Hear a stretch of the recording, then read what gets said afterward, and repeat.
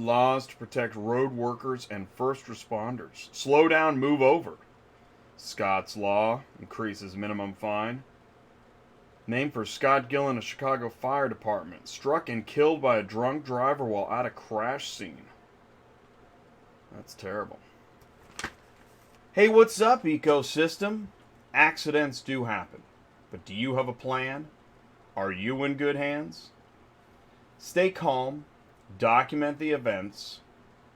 AccidentPlan is a mobile app that can help the company and the driver. You're going to want to buckle in. It's Tuesday Nights Live on Auto Transport Intel. I'm Jay, your host. Welcome back to the show.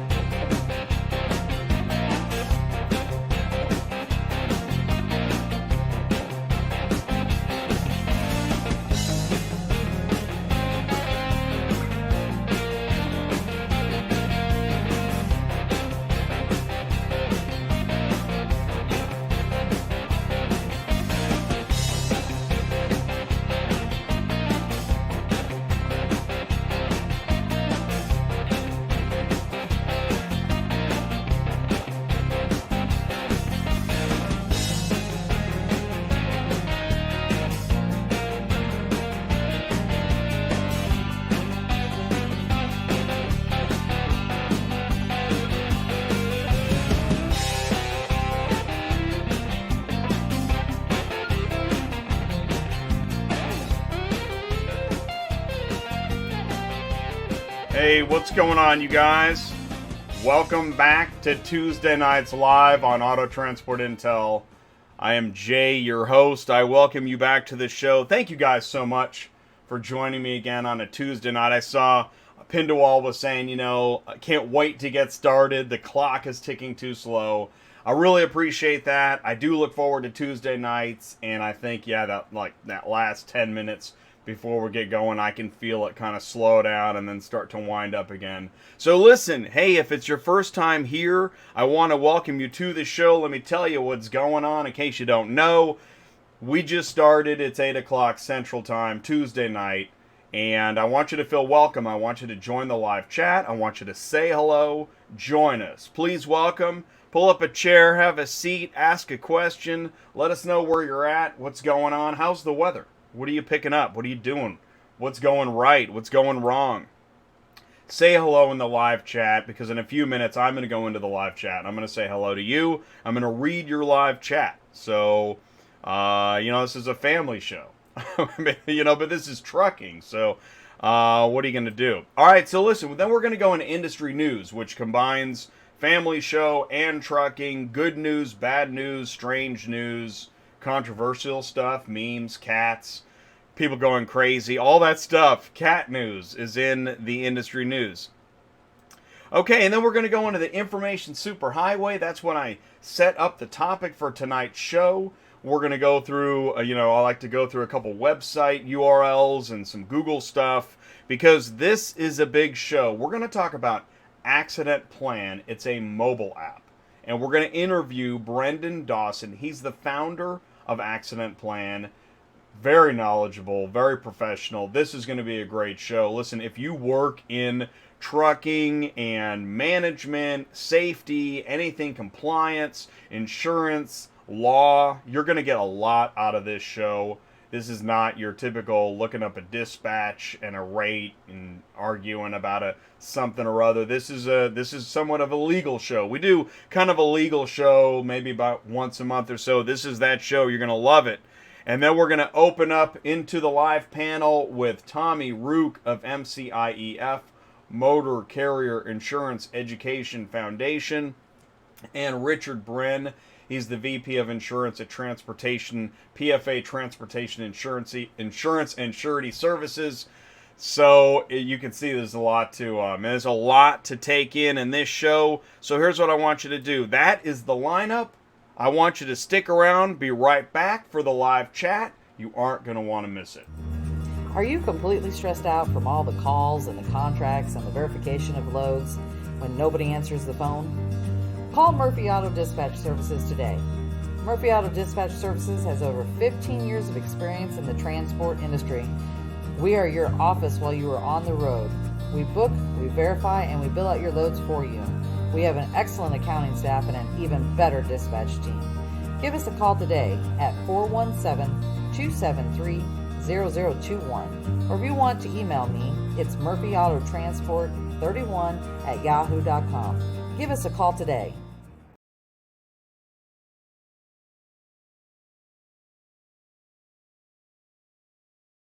Hey, and by the way, if you're tuning in on Facebook, listen, I just replied with, if you have a question, you can send an email to autotransportintel@gmail.com, and we will reply, and we'll send you an email, put you in touch with Ty if you need business coaching, or if you want to promote a product, company, or service, if you've got news, an article to share, whatever. Just let us know, autotransportintel@gmail.com, and we want to get to whatever it is that you've got. All right, so listen, we welcome Kathleen is here from AccidentPlan. Kathleen's going to be in the live chat answering questions on behalf of Brendan, who's going to be the interviewee. And so if you have a question for AccidentPlan, you can engage with Kathleen at AccidentPlan. Also, Ty is with us. Is this where you find accident plans? Yes, it is. That's pretty cool. Pindawal, I read your live chat. I loved it. This clock is ticking too slow. It's like the Van Halen video. Can't wait to get started. Bogey Joe Senior's with us. What's up, Bogey Joe? Great stuff coming out of you in the live chat lately. Thank you so much for tuning in. Means a lot. Sue, hey, hello everyone. How's it going tonight? Hey, what's up, Sue? Welcome back to the show.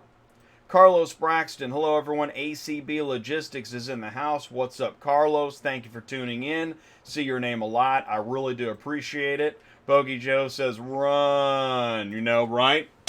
Hey, man, accidents happen. Do you have a plan? I'm serious, man. It's crazy, right? And, you know, even if you think you're prepared, right? You do the fire drill, the tornado drill, the chemical spill drill. But what happens when it really happens? You know, you're like all freaking out and on edge, and, you know, the phone's ringing, and, you know, have you ever been in a car accident or truck accident? Man, it's crazy what happens. Time goes crazy. It's crazy, right? So we're going to be talking about it. DB says, hey, what's up, Jay and Ty? What's up, DB? Thanks for saying hello. Just got done watching the Fishing Pond and Dispatch Center. I got to say, I am really happy with the way last week's interview came out with Mark and Dispatch Center and Truckify. Amazing amount of information. And if you haven't seen my video edit, I just released it today. It's 12 minutes, 40 seconds. You got 12 minutes and 40 seconds. I'm telling you, you want to watch this video. Because I'll tell you what, a little bird told me that somebody else, I don't know how many people saw or heard about this video, and it's like, oh my gosh. And so, I think I've woken up somebody, or organization. But anyways, you want to check this video out. You are not going to be alone in what's going on and being amazed. Things are going to change, guys. 2020 is going to get really, really interesting. Okay, hey, what's the name of this jingle? I want to get my band buddies to rock it up a bit. That is called, you know what? I need to find out. Man, I can't think of the name of it. But you know what? It's in the video description. I'll tell you what, I do extensive YouTube video descriptions below each video. It takes me about 24 hours after the video gets processed tonight. And then tomorrow I update, and I mean, I really go crazy. You should read my video descriptions. They're like better than a lot of blogs out there. But, okay, that's speculation, okay, and calls for a narrative. But anyways, it's somewhere down there. I think it's like Desert Road Traveler. I don't know. I might be speculating again. Let's see here. Yeah, all those lessons are good through the week. And by the way, I would love to hear a band play that song. That'd be amazing. I'll dance. Superflow Systems, happy to be here tonight, man. Happy to have you here. Thank you. And that, I think, we've got Mark. We got a couple people from Superflow. Looking forward to tonight's show. Me too. I'm really excited about it. You can tell I'm kind of giddy. Weather just got icy here. Yeah, be careful out there. Be careful out there. I know, it's a nutty time of year. What a perfect time to have an accident plan show, right? Somebody's going to be like, okay, I don't even want to go into it. Hey, Richard says, hey, what's up? It's Richard Brand, PFA, Arizona, watching. You better be nice and not naughty. Okay, Rich. Bogey Joe Sr., hey, Mark, can hardly wait to get going with Superflow. You'll hear from me soon. And by the way, Richard's going to be on the show. If you just joined us just now, you haven't missed anything. We're just getting started. I got the sirens. I got my ELD Kool-Aid. I've got my ELD egg timer. Which, by the way, you know what? As I dive into more of this insurance and safety stuff, I was right. I was right about ELDs. They're making people drive faster. Oh, you can't blame the ELD, Jay. Oh, okay, you're right. You're right. Guns don't kill people. Okay. So, anyways, what? Mark says, hey, what's up, Kim and Sue? Sue says, hey, Mark, Jay, Ty, how are you tonight? Just lost 2 subscribers from the NRA, by the way. Dag nabbit. Del Ray, hello from Atlanta. I'll be getting started hauling cars next month. Okay, you're going to want to talk to Ty at CTS Business Coaching. That's actually his email. ty@ctsbusinesscoaching.com. Send him an email. Visit ctsbusinesscoaching.com. You can email me, autotransportintel@gmail.com. Jay, you going for a talking speeding record? Shaggy, what's up? Hey, what's up, Shaggy? Good to hear from you, buddy.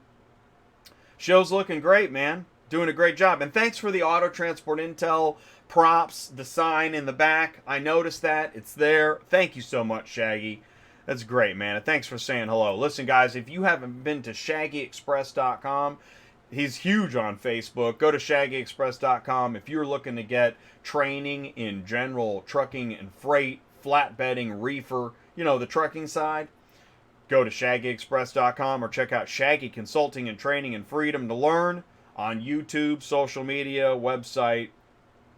Is Dispatch Center in competition with Central Dispatch? Well, now that is a good question. I think Mark could answer that question for you, but I do know this. Some people think so. Now that is very interesting. Good tonight. Thanks. Good week. Hope you too. Yeah, man, I'll tell you what.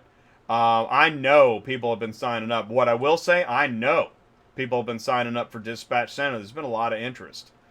So if you've got car hauling software, mobile technology, and you're just standing around wondering what's going to happen, okay. Waiting for the ice to get started. Man, I'm telling you, I haven't seen ice here yet in Kansas City, but I know it's coming. Truckify car hauling app is in the house. What's up? What's up, Moosey? How you doing, man? Good to see you in the house. Thanks for tuning in. AccidentPlan is with us. Good to see you, Moosey, Bogey Joe, Andoba04. What's up, Andoba? Thanks for saying hello. And Ziggy is in the house. Thank you, Ziggy. We appreciate you coming in. We really do. And thanks for saying hello. I do have the IATA.biz ad running. You're going to see that later in the show. Listen, if you don't already know about IATA, Independent Auto Transporters Alliance, go to IATA.biz.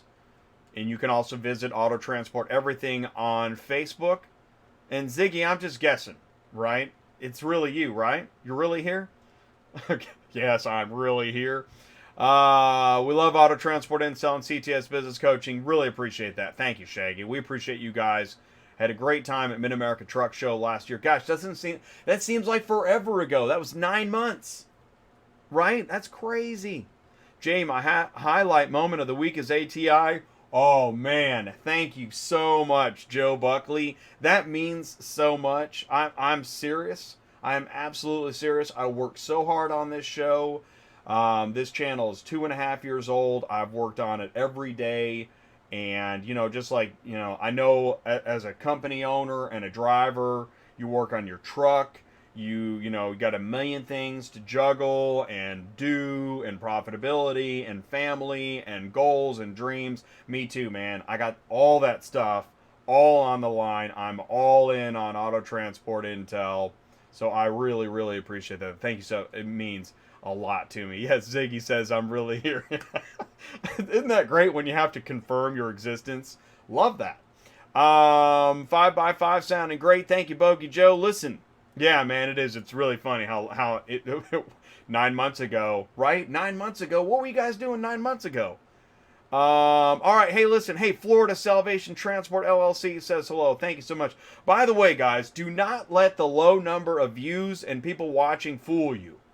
I tell you what, it is really interesting. I have people ask me, oh, well, your metrics don't, whatever. I tell you what, I don't know how. A lot of people know about this show. A lot of big company folks know about this show. Suits, executives. I don't know how. The views don't reflect it. It doesn't make any sense to me either. It's like a kaleidoscope, one of them deals you look through and nothing makes sense. So I am live streaming on Facebook right now. I had to change so it's a new Facebook page. It's Auto Trans Intel. So you go to Auto Trans Intel. Do me a favor, go to the new Facebook page, give a like. I don't think you can subscribe to Facebook, but just give a like and share it and say hello. The brain radiation may interfere, but why not? We all have a little brain radiation. What are you talking about? Dude, right now, a little bit. Brain radiation. So listen, guys, I got to come back after the break. We're going to be right back. I'm running a few minutes behind. Got to pay some bills. We're going to be right back. Hey guys, Ty, CTS Business Coaching. I connect dealers, auctions, and carriers. If you're a dealer and you're not getting your inventory on the lot in 5 days ready to sell, you've got a problem. It's called interest. Like I'm telling you something you don't know. Give me a call. I can connect you with an auction and a carrier, and you can get your cars on the lot in 5 days or less. 417-483-2764. Thanks and have a great day. All right, yo, what's up? Welcome back to Auto Transport Intel. It's just after the first quarter of the first hour. Believe me, you're definitely going to want to buckle in. This is going to be a long show. We got a lot of stuff to cover and go over. Again, let me know if the video and the audio are okay. And it's time to go into some industry news. By the way, I like to kick off the industry news with a graphic. Here we go. This is tonight's show. What's after the crash? AccidentPlan, you're road ready. AccidentPlan is a mobile app. We're going to be talking to Brendan Dawson here in about 20 minutes about AccidentPlan mobile app. This thing is amazing. You know what? Because there is so much to consider after an accident. You need some help to keep your wits about you. Hey, it takes a special breed to ride this steed, risking their lives to fulfill your needs. So remember, each time you sit down to eat, to be thankful for those who sit in these seats. And that goes for car hauling too. Where'd your car come from? Did it just get there on its own? Maybe in the future, but not yet. Okay, so, trucking, man. Hey, this is how you get your car shipping news. Check that out. Now, I want to say DSK Haulers sent me this photo, and then I added the titles. And yeah, that's how he gets his car shipping news, and that's how you can do it too. You can pull up the YouTube app on your smart TV, kick back on the couch, maybe you can Roku it or whatever the verbs are now. Did you guys see this? I already told you about it, but I'm saying it again. I'm telling you, you want to watch this video. You want to catch you a car in the fishing pond. Go to dispatchcenter.com. This is the newest thing happening. The advanced load board. Get on board. And I think Mark has pricing information and whatnot. I think Mark said it's free right now. Don't quote me on that. Mark, is that right? Man, don't miss it. And he's also promoting it on LinkedIn. I saw this on LinkedIn, man. I hope to get Vroom on the show. They just got another $254 million of Series H funding. Yeah, just a little bit. Just a small loan. All American Trucking and Transport says hello on LinkedIn. What's up, Victor?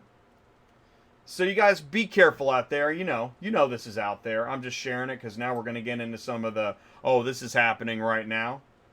Okay, already? Okay, yeah, hey, watch that door. So if you see that guy, somebody tried to call it in or whatever, watch your doors. You might ask yourself, is it worth it? You might ask yourself. And if you do, well, you know what? Okay, so I got this.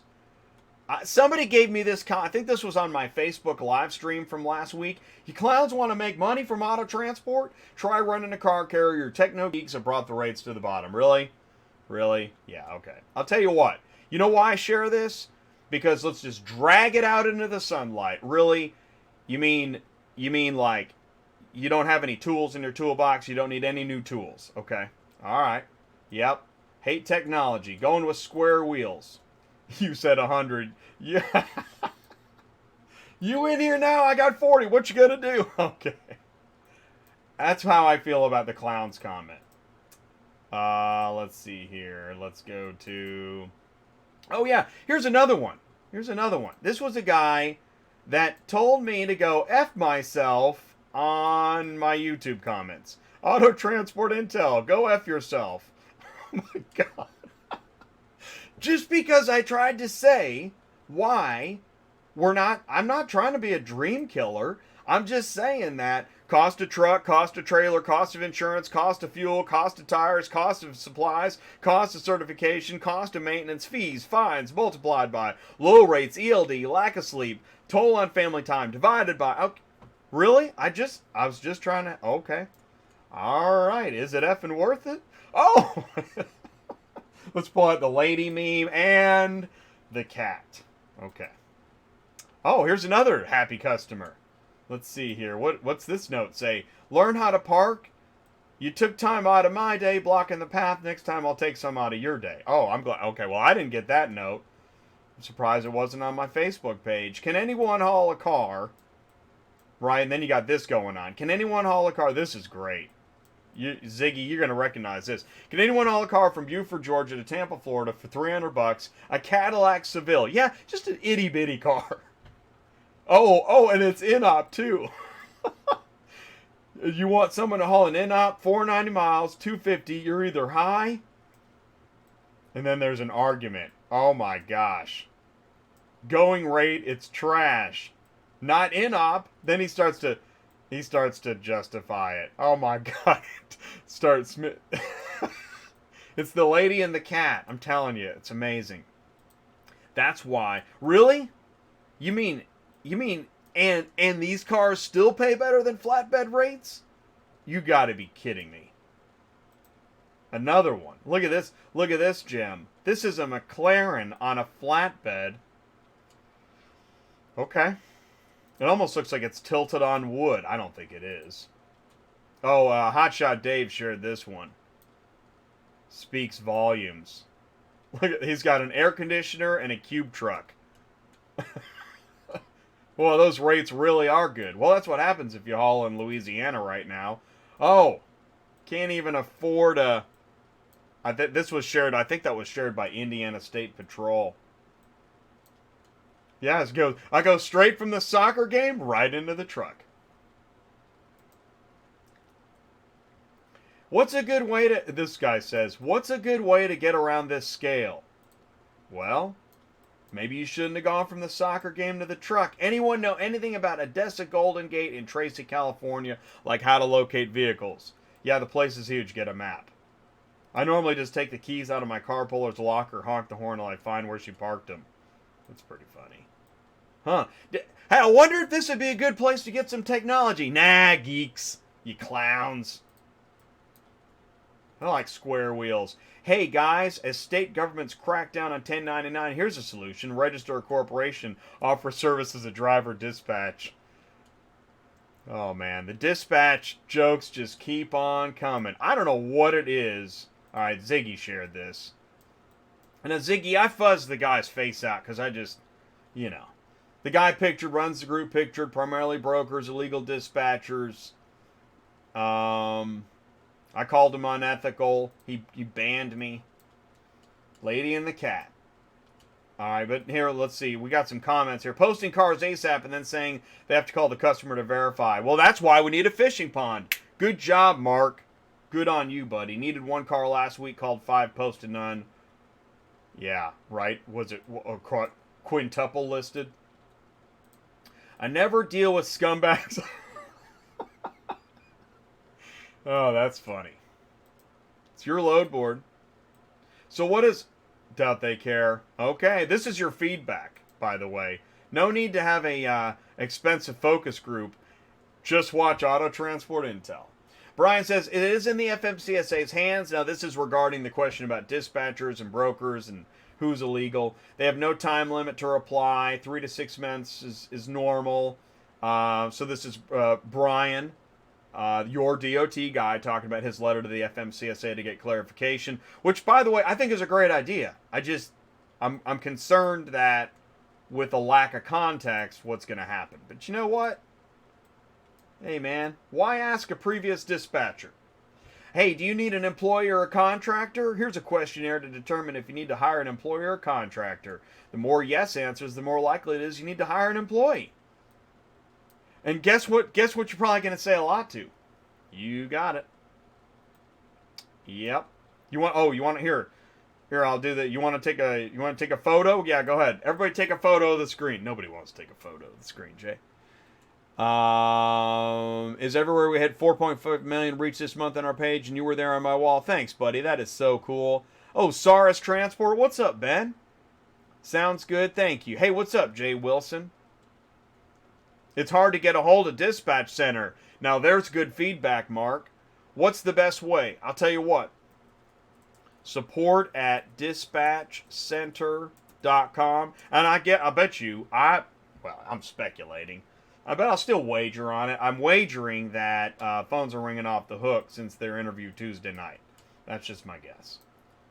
Hey, where did all the car jobs go? So anybody, it's interesting. I share news about OEMs, automakers, auctions, dealers. And I still have guys that are like, where's the car hauling news? Oh, God, I don't know. What do you haul? Cars. Oh, yeah, where do you think the cars come from? I don't know. Dealers, auctions, OEMs. Okay. So we talk about this stuff. I'm watching this stuff. And you know where some of these jobs are going? Batteries. We're going to focus on that. Oh, hey, by the way, did you guys check the time? Because, let's see, you're going to want to check your timers because you got less than 30 days on that clearinghouse. Holy mackerel. Clearing what? All right, well, listen, you need to know. Okay, there is an FMCSA clearinghouse timeline, and it's not new. It's like the ELD. It's like it was 2 years ago. Everyone was like, where in the world did ELD come from? Dude, like 2012? 2016, there was a final rule, man, 3 years ago. Registration began 2 months ago. Clearinghouse, opened 4 days ago. Clearing what? I'm telling you, find out what this thing is. Go to impactemployee.com. Find out what the FMCSA Drug and Alcohol Clearinghouse is all about. It's going to have an impact. Major. But you know what? Skip it. Don't skip it, man. And here, there's a lot of reasons why. There's been a lot of news. Safety groups argue curtailing impaired driving requires moving beyond fines to jail time. Remember that news story in Massachusetts and the wedge trailer and bikes everywhere? How many accidents a year? And by the way, this is an interesting question. We want to identify the root cause of each individual's behavior and then determine the treatment. I love that idea, actually, because getting involved in the reason for these problems is a lot better than just incarcerating and asking questions later. Let's find out what happened during visitation. Well, it's a little late at that point. I thought this was pretty good news. Wheel seals with heat sensors. There's some good technology, you clowns. Hey, Derek Hopkins from Fine Line Transport. He posts on Facebook. Listen, if you're a professional car hauler, you do a great job. Go to finelinetransport.com. There's a phone number. Derek Hopkins. Be happy to talk to you if you're serious. He's serious.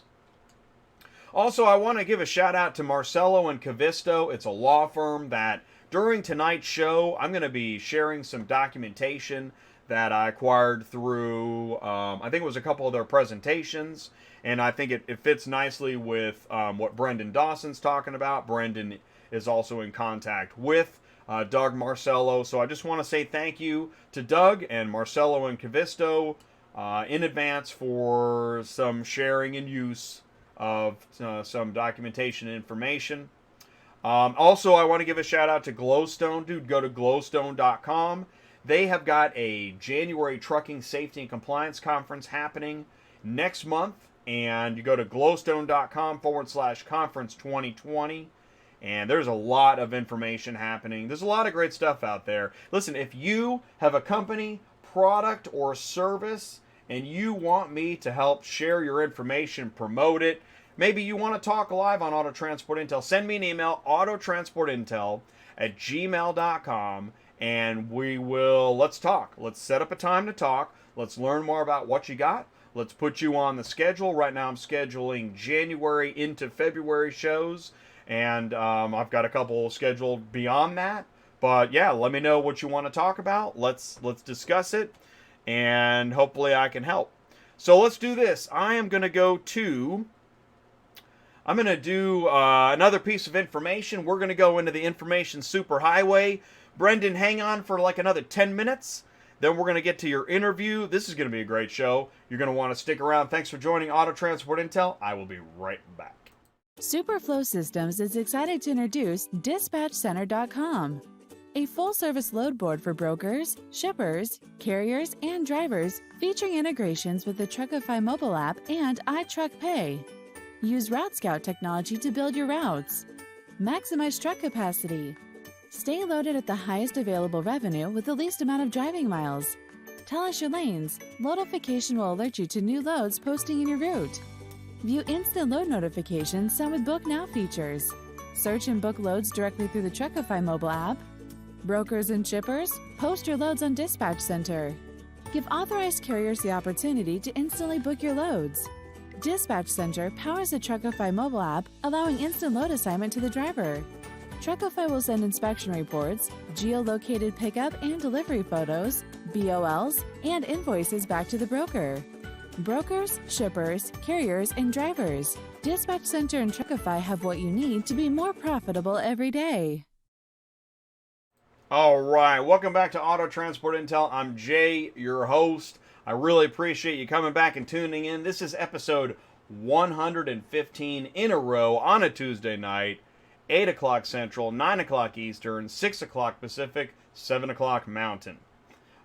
So mostly in North America and the United States, got a couple Canadian followers, a couple folks in the UK, and a couple folks in Latin America. So shout out to all you guys internationally. Thanks for tuning in. I really do appreciate it. So here's what's going to happen now. We're going to go into the information superhighway. Now, I'm going to set up the topic for tonight's interview. What's after the crash with AccidentPlan? We're going to be talking to Brendan Dawson. He's the founder of AccidentPlan. It's a mobile app to help companies and drivers.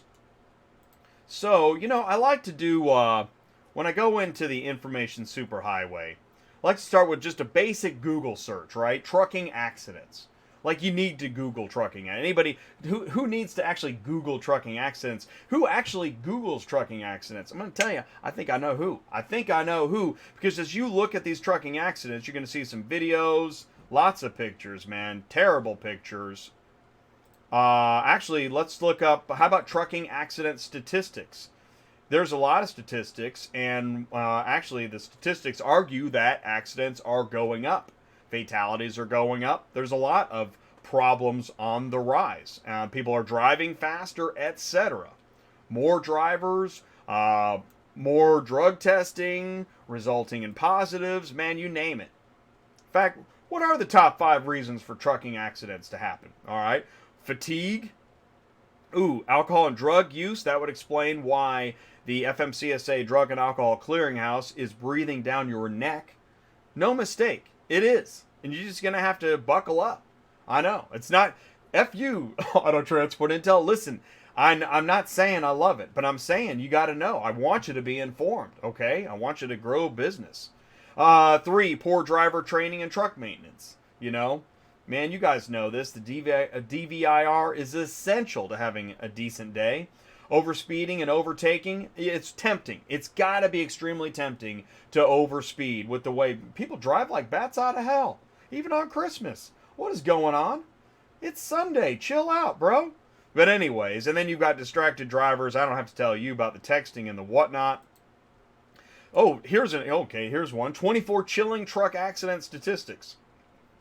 Yeah, this will keep you up at night. Okay, there's something to look at that carsurance.net. That is a seriously long and scary blog post. In fact, you check out American Transportation Research Institute, ATRI. They have research ad nauseum. I mean, this is really important stuff. So who uses all this research and statistics? Anybody want to guess? Hey, what's up, Paul Moore? How you doing? And Michael Culler, thank you guys for tuning in. I really do appreciate it. Welcome to Auto Transport Intel Tuesday night live. Well, you know who uses this information? Plaintiff's bar, as Hank Seaton would like to say. Plaintiffs' attorneys. Now, and listen, I'm going to show a couple websites of attorneys and law firms. I am not here to say whether or not who you represent or why not. But the truth is that if you look up trucking accident information and statistics, you're going to find a lot of law firm blog posts. Because what a great way to advertise your law firm than to make a blog post about something terrible that happened. And there's a lot of trucking accidents. And look at that, 4,100 people died in truck accidents in 2017. Let's see here. Lowenberg Law Firm, closer look at auto accidents caused by driver fatigue. Well, I think pretty sure right there that's a probably a anti-trucking blog post guess, speculation. I'm just trying to be careful here. But you know what I'm saying. I mean, there are law firm after law firm with blog posts talking about how, you know, it's maybe the truckers' problem. And that results in, you see this? The impact of nuclear verdicts in trucking. Have you heard of this nuclear verdict in trucking? Yeah, it's not just $1 million anymore. It's a verdict in the excess of $10 million. The kind of money that puts a company not only out of business, but the grandkids out of business, okay? So, you know, maybe a little bit of planning ahead is a good idea. Because you know what? People want to talk about insurance, right? Insurance premiums. Why are insurance premiums so high? Well, I don't know. I wonder. That $281 million verdict might have an impact. And that brings us to the auto insurance companies. And then they're talking about the trends. And they have to keep raising their rates to cover the costs of the nuclear verdicts. Which brings us back to trucking accidents. So that is the Auto Transport Intel Information Superhighway Summation for this evening. Let's do this. Let's go to, okay, so here's the question. Question of the day. The CTS Business Coaching question of the day is, what is the name? Oh, here we go. Can you see me? Okay, what is the name of the mobile app that you need to get to help protect your trucking company and driver? What's the name? There we go. I'm going to give you a hint. What's the name of the mobile app that will help protect your company and driver in case you have an accident? I'm doing great, Michael. How you doing? Law firms are salivating to come after us, right? And the ELDs really helped keep things safer. And there you go. You know what? You know what's good is that for every action, there's an equal and opposite reaction. For every opinion that's had, there's an equal and opposite anti-opinion. And I don't know, man. Maybe ELDs have kept things safer. I really don't know. I know what the drivers say. Hey, how you guys doing? So listen, what is the name? It's called AccidentPlan. It's the AccidentPlan app. I'm going to show you a video right now. Then we're going to go into the Zoom interview. So Brendan, stand by to get your Zoom invite because here it comes. Stick around.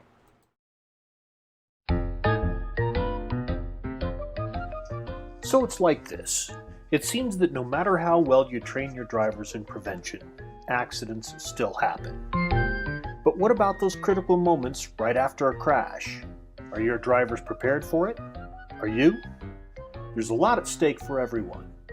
So as a safety professional, you need a tool in the field that will coach your driver through the situation, keep you informed of what's going on, and automatically create a comprehensive and thorough accident report that you can see developing in real time.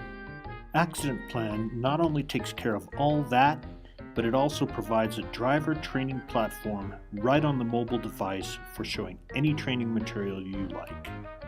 Subscribe to AccidentPlan today and make certain that your drivers are road ready. You can schedule a live demo by visiting us at AccidentPlan.com or give us a call. 833-831-5288. That's 833-831-5288.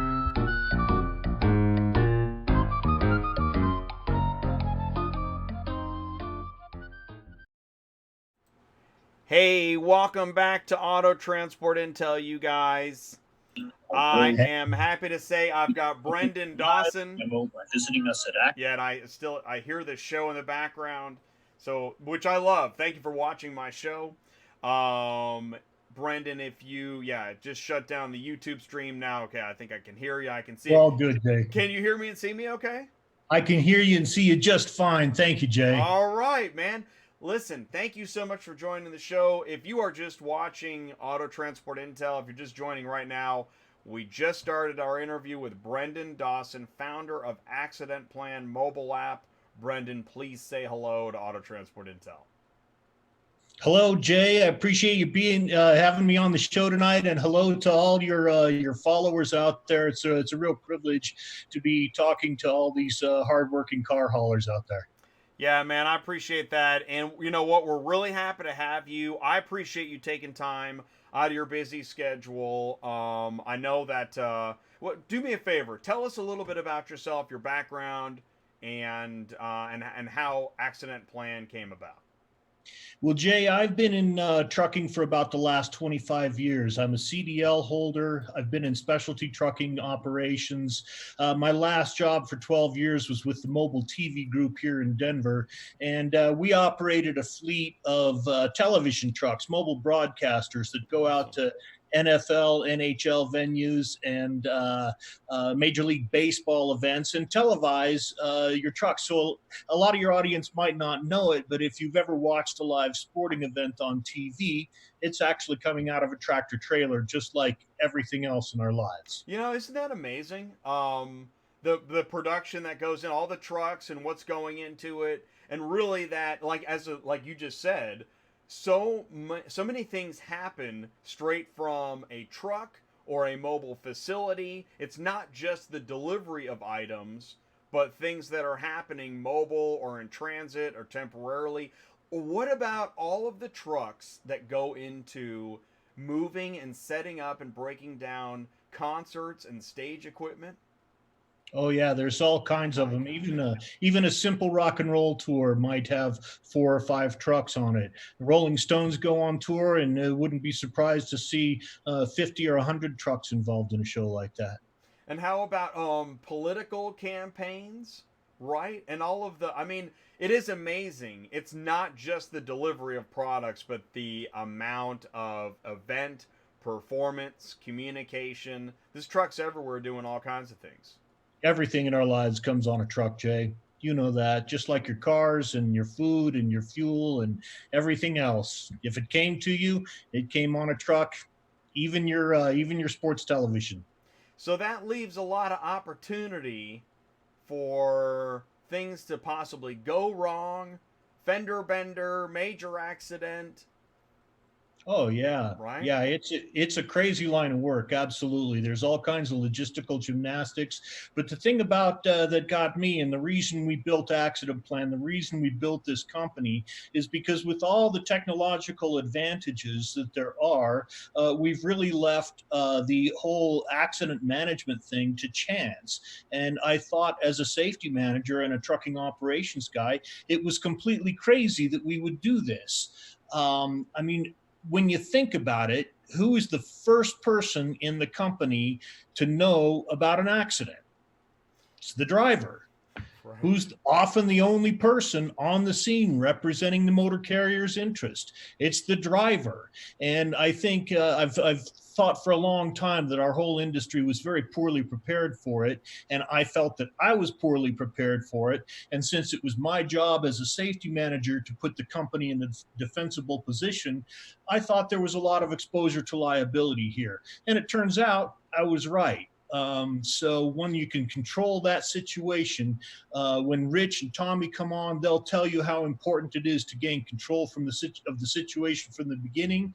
And that's what we're doing, is we're empowering the drivers to take control and manage the situation to the best advantage of the truth. You know, when you, whether you're watching live or online right now, live or on demand, I'm gonna guess there's somebody right now that's listening and watching, thinking, I have no actual plan if I have an accident or if there's a problem, right? Because we're so busy with so many other logistics. We're busy paying our bills, right? We're busy scheduling our business, either setting up future business, delivering current business, whatever. There's about a million logistics to think of. You got weather and fuel and family.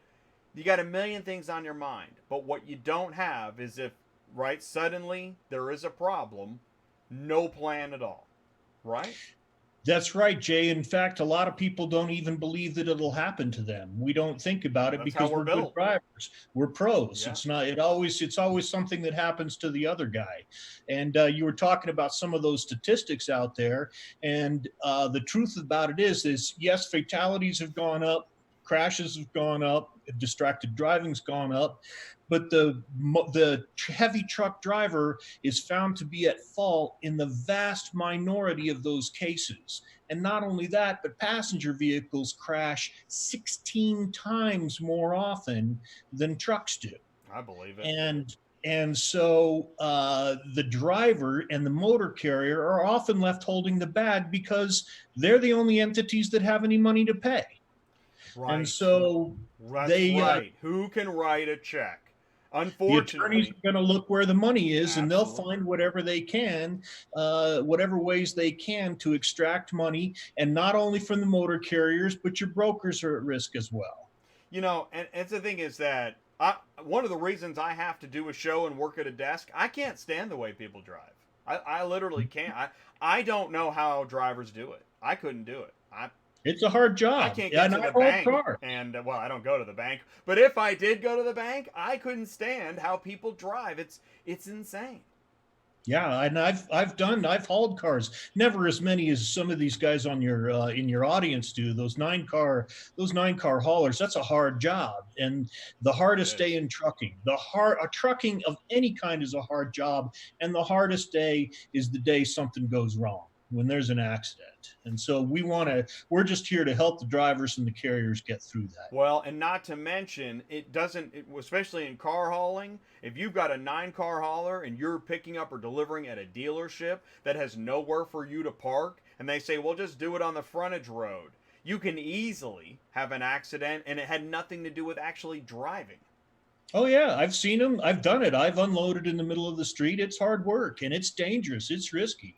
Yeah. And so, we have to be prepared. You have to be prepared and prevent. You have to prevent and prepare at the same time. By the way, Ziggy says that's why they call it an accident, because you didn't see it coming. That's well said, Ziggy. Yeah, that is a pretty good one. We do appreciate that. Let me ask you this. I know that I'm dying to see your app. Now that I got kind of a little bit of context, are you able to share and show some of what, let's say I was an app user. Can I take a look at what we're talking about? Yeah, sure, absolutely. I'd be happy to, Jay. Let me grab the screen here. All right, go for it. And I'll show you this. Can you see my screen there all right? Okay. Yeah, I see your screen. Great. So what you see right there on the right-hand side of my screen is a live feed coming off my personal iPhone. Cool. And on the left side is just a browser. That's just Chrome over there. So let's do this, Jay. Today I'm going to be your driver. You're going to be the trucking company. You're going to be the motor carrier, and I'm going to be your driver. All right. And so I'm driving along. I'm working hard. I'm minding my own business. Boom, something bad goes down.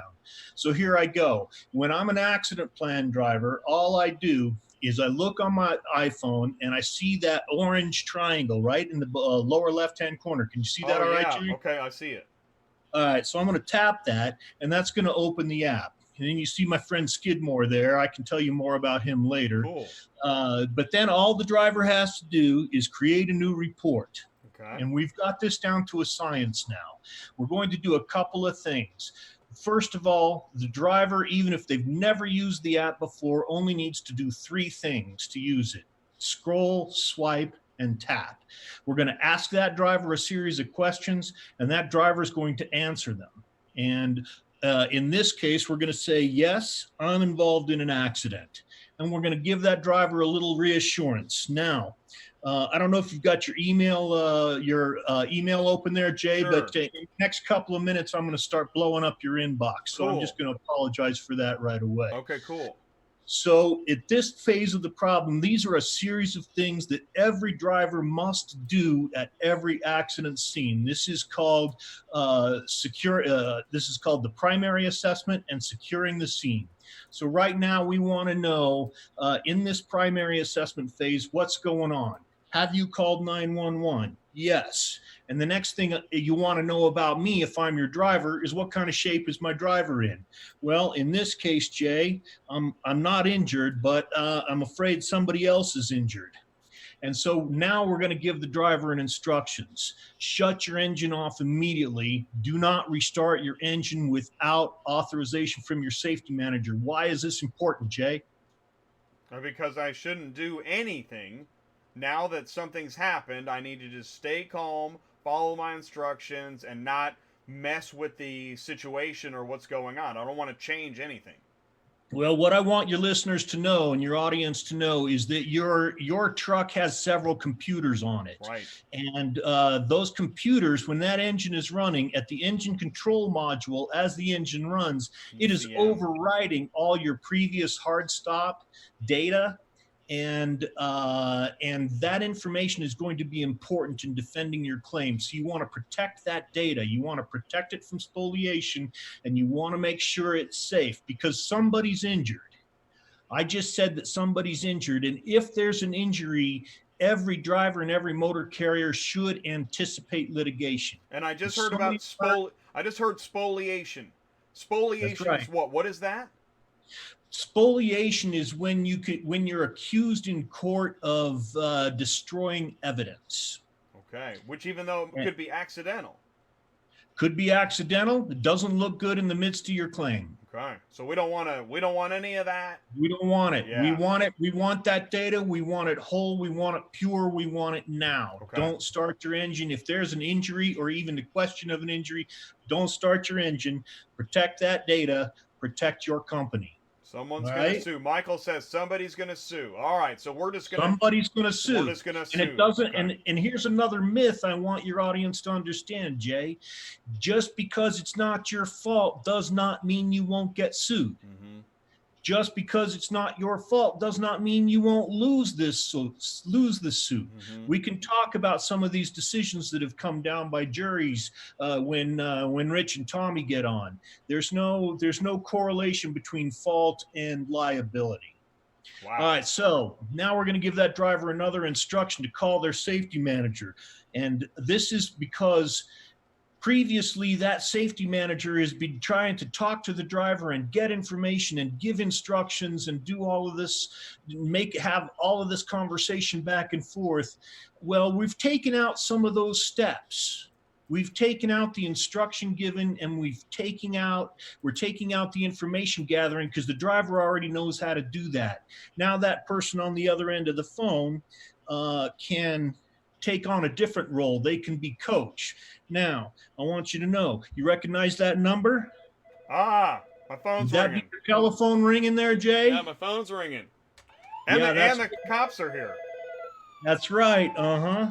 Okay, so that's me ringing the safety line. That's me calling you, the safety manager, so that you can give me some comfort, let me know that everything's okay. We don't want our drivers thinking about fault. We don't want them anything. There's only thing to do is gather information and start following instructions. And this is the answer to that nervous, primitive brain thinking that we all do when we get under stress. Honestly, being told what to do, actually, because I'm putting myself in the situation, because you're just giving me info. being told what to do when there is a problem does feel pretty good. Yeah. Making sure, is your engine off? Are your flashers on? Are your triangles out? Are your parking brakes applied? And now, okay, the scene is secured. Right. We're okay. Now we're going to relax and take a couple of breaths. And here's some coaching for the driver. These are things we want you to remember because we taught you them in orientation.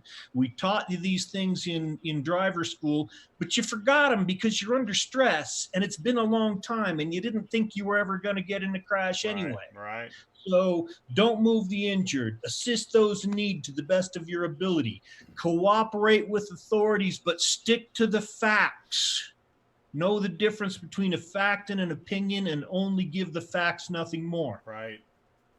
Wear your safety vest. Got to make sure you have your PPE. Watch out for traffic and stay safe. And now we've got the conduct reminder out of the way, and it's time to start gathering the facts. So the most important thing we can do is take photographs. And the thing I want your audience to remember is that there's a story to be told at this point. There's the final resting positions of the vehicles, skid marks, debris, damaged property. All these things tell a story about what happened. And that story is going to get twisted. It's going to get retold over and over and over again. And different people are going to try to tell the same story. And each time that story is going to change. So we want to control that story. We want to get control of that narrative right away. So we want to start taking pictures. And the neat thing about AccidentPlan, or one of the neat things, is that the driver simply has to tap the camera icon on the phone and it opens up the application. Excuse me. Cool. And the driver takes a photo, and they can take as many photos as they need to. Because you need to know what you're up against. You, when you're back at the office, you need to know what's going on there. So we want that driver to shoot as many of these as possible. We want them to shoot wide shots of the scene. Like I mentioned, skid marks, debris, damaged property. The more photos, the better. If you can get good photos right at the beginning of the process, you are miles ahead of getting ahead of your claim. And this is what we mean by rapid response equals a rapid resolution. We want to make sure we get all the photos of the license plates. Now, over here on the left side of my screen is a browser. Now, pretend you're that dispatcher, you're the night dispatcher, you're the safety guy. You got all of those messages, right? And those messages said things like, hey, Skidmore's been in an accident. Skidmore called 911. Skidmore says somebody's injured. You're like, oh, hey, I've got to get on my job here and start paying attention to what's going on. So you log in to our Road Ready portal, tap the reports button, and you can see all these crash reports from Skidmore. And you tap that latest one, and you can see there's your company name, you got the driver name, you got the date, you've got the time, you've got the latitude and the longitude, and every question that driver has answered is now in your crash report all the way down to the photographs. Wow. These are all the photographs that I just took, and you've got them in real time. You got your information now, so that if you're insured by somebody like Tommy Rook or Rich Bren or any one of the 1,000 people that those guys associate with, you can now get this information straight out. They can now have enough information to where your insurance carrier or your third-party claims administrator can now launch an appropriate response, one that's not too big, one that's not too small, one that's just right, because they know what kind of dragons they have to slay. Make sense? Wow. That's amazing. So, I'll just go through. I like the immediacy. I mean, it just, like we just did it and there it is. That's so awesome. Yeah, like for example, here's the picture. I'll say, okay, I need a close-up of the dragon and the nuclear waste. Right. And because, now I've got a hazmat spill to come up with, and all you do is refresh your browser, and there's your picture of the close-up of the dragon and the nuclear waste. Amazing. Amazing. So, we've got the worst part done. If the driver got nothing else, they're already so much farther ahead than the conventional method. Oh, and I can think as a driver, so when you just went through this, yeah, your nerves are going and you got all kinds of, but this helps you recollect exactly what happened, what you did right after it happened. It's amazing. And I'm sure the light will be exactly whatever the light was, right? If it's sundown and there's long shadows, it's all on the photos. Everything's stamped. That's amazing. Everything is logged right from that moment. You can't get more fresher information. You can get it from law enforcement, because if it's serious enough, law enforcement will take pictures, but they don't care about your claim. Well, and the soonest you're going to see that is 21 days. So I was watching the video from Doug, from Marcelo, and I knew I would forget the second. Cavisto, thank you. Marcelo and Cavisto. I was watching the video, and he was going through trial. Was that actual trial testimony, or was that mock trial? It was so good. I think Doug tells real stories. I've seen him speak. He tells real stories. Yeah, he's not making stuff up. He knows exactly what he's talking about. And I'm like, man, because it was just so real. Yet I was like, man, was there actually a camera in the courtroom? Is that actual footage of a witness testifying? I didn't know. My point is, even whether it was real or mock, the point of going over just the photographs of the tire tracks on the road, you would never have that photo without proper planning. And that photo was the linchpin of the case. And that is, and sometimes it goes well and sometimes it just doesn't. And so we want to take as much margin of error out of that process as possible. With the litigation climate the way it is, and I think one of your posse out there today said something about being sued anyway, and how there's this whole climate against trucking. Oh my gosh! All over. Totally. And if you guys are out there on the road and it feels like people are out to get you, well, it's because they are. Yeah, exactly. Right. Let's just be real about it. I mean, just be real. We live in these are gotcha times, right? If it feels like there's a target on trucking's back, well, it is, and it's sad. So we as members of the trucking community have to do everything we can. Wow. Everything we can to control the narrative, control that claim, prevent the fraud. I don't know if you covered, I guess you maybe you heard about that whole fraud thing going on in Louisiana. Well, you talk about Celadon? No, not Celadon, okay. Not the Celadon bankruptcy. Sorry, they just busted up a big fraud crash ring in Louisiana. Federal indictments. There's lots of motor carriers paid a lot of money in some fraudulent claims, and they might not be getting that money back. California has those situations. There's a lot of that. California is, just because of all the highway and the.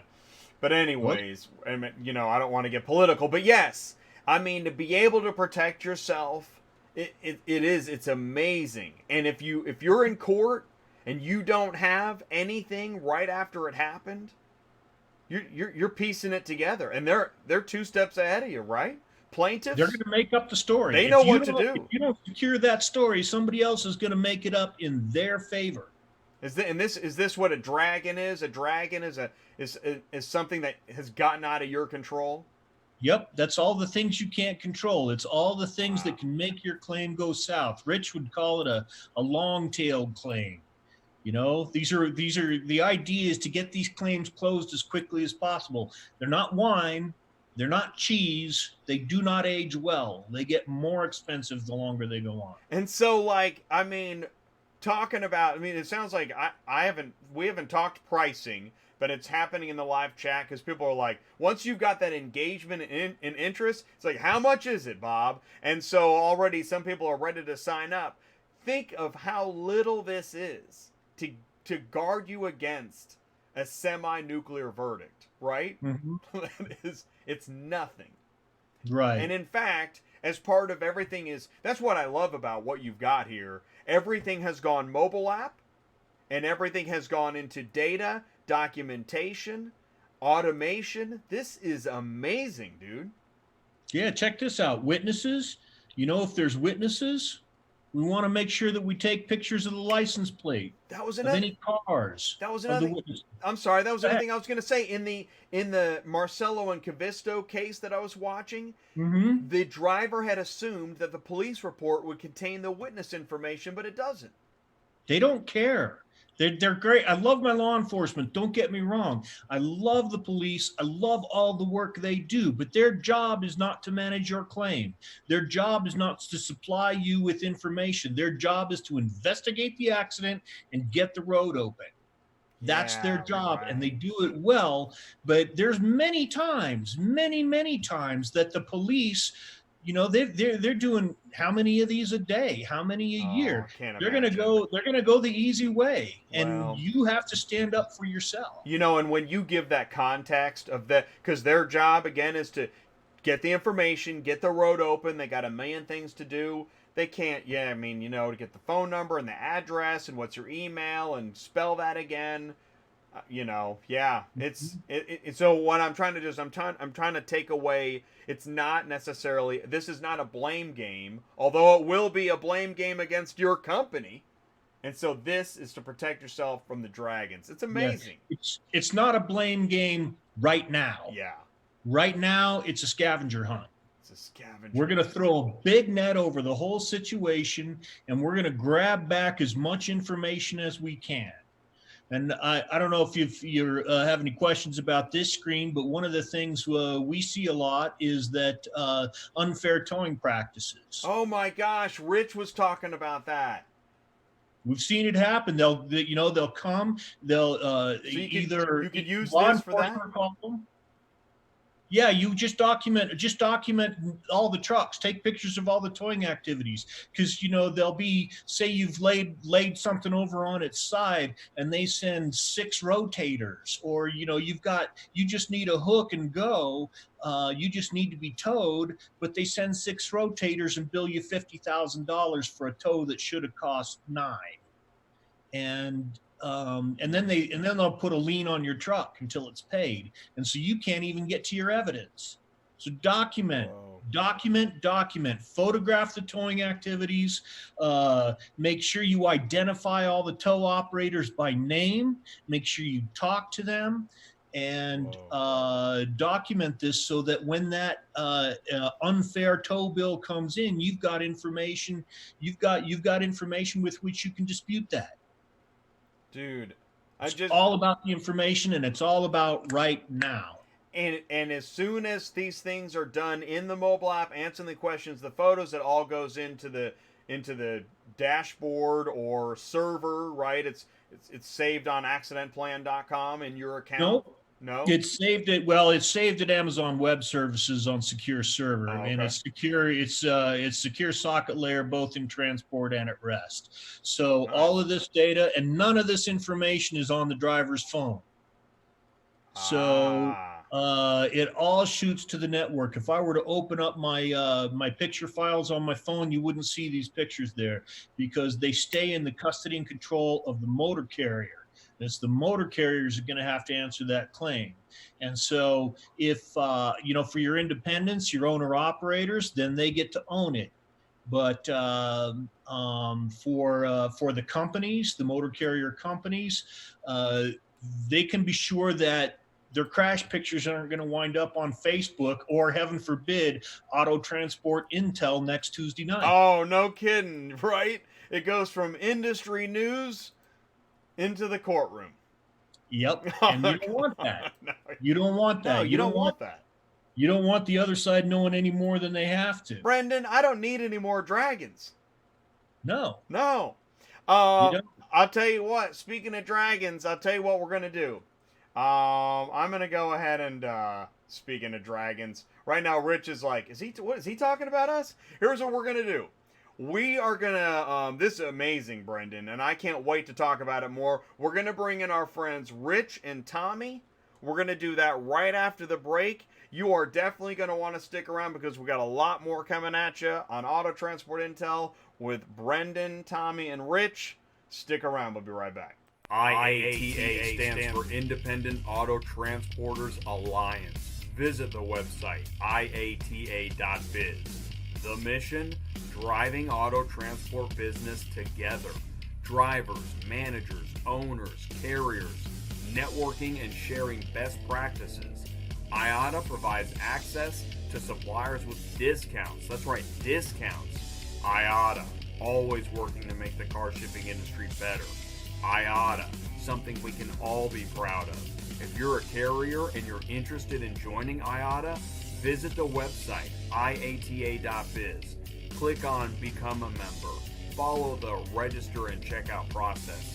Got questions? Click Contact Us on the website.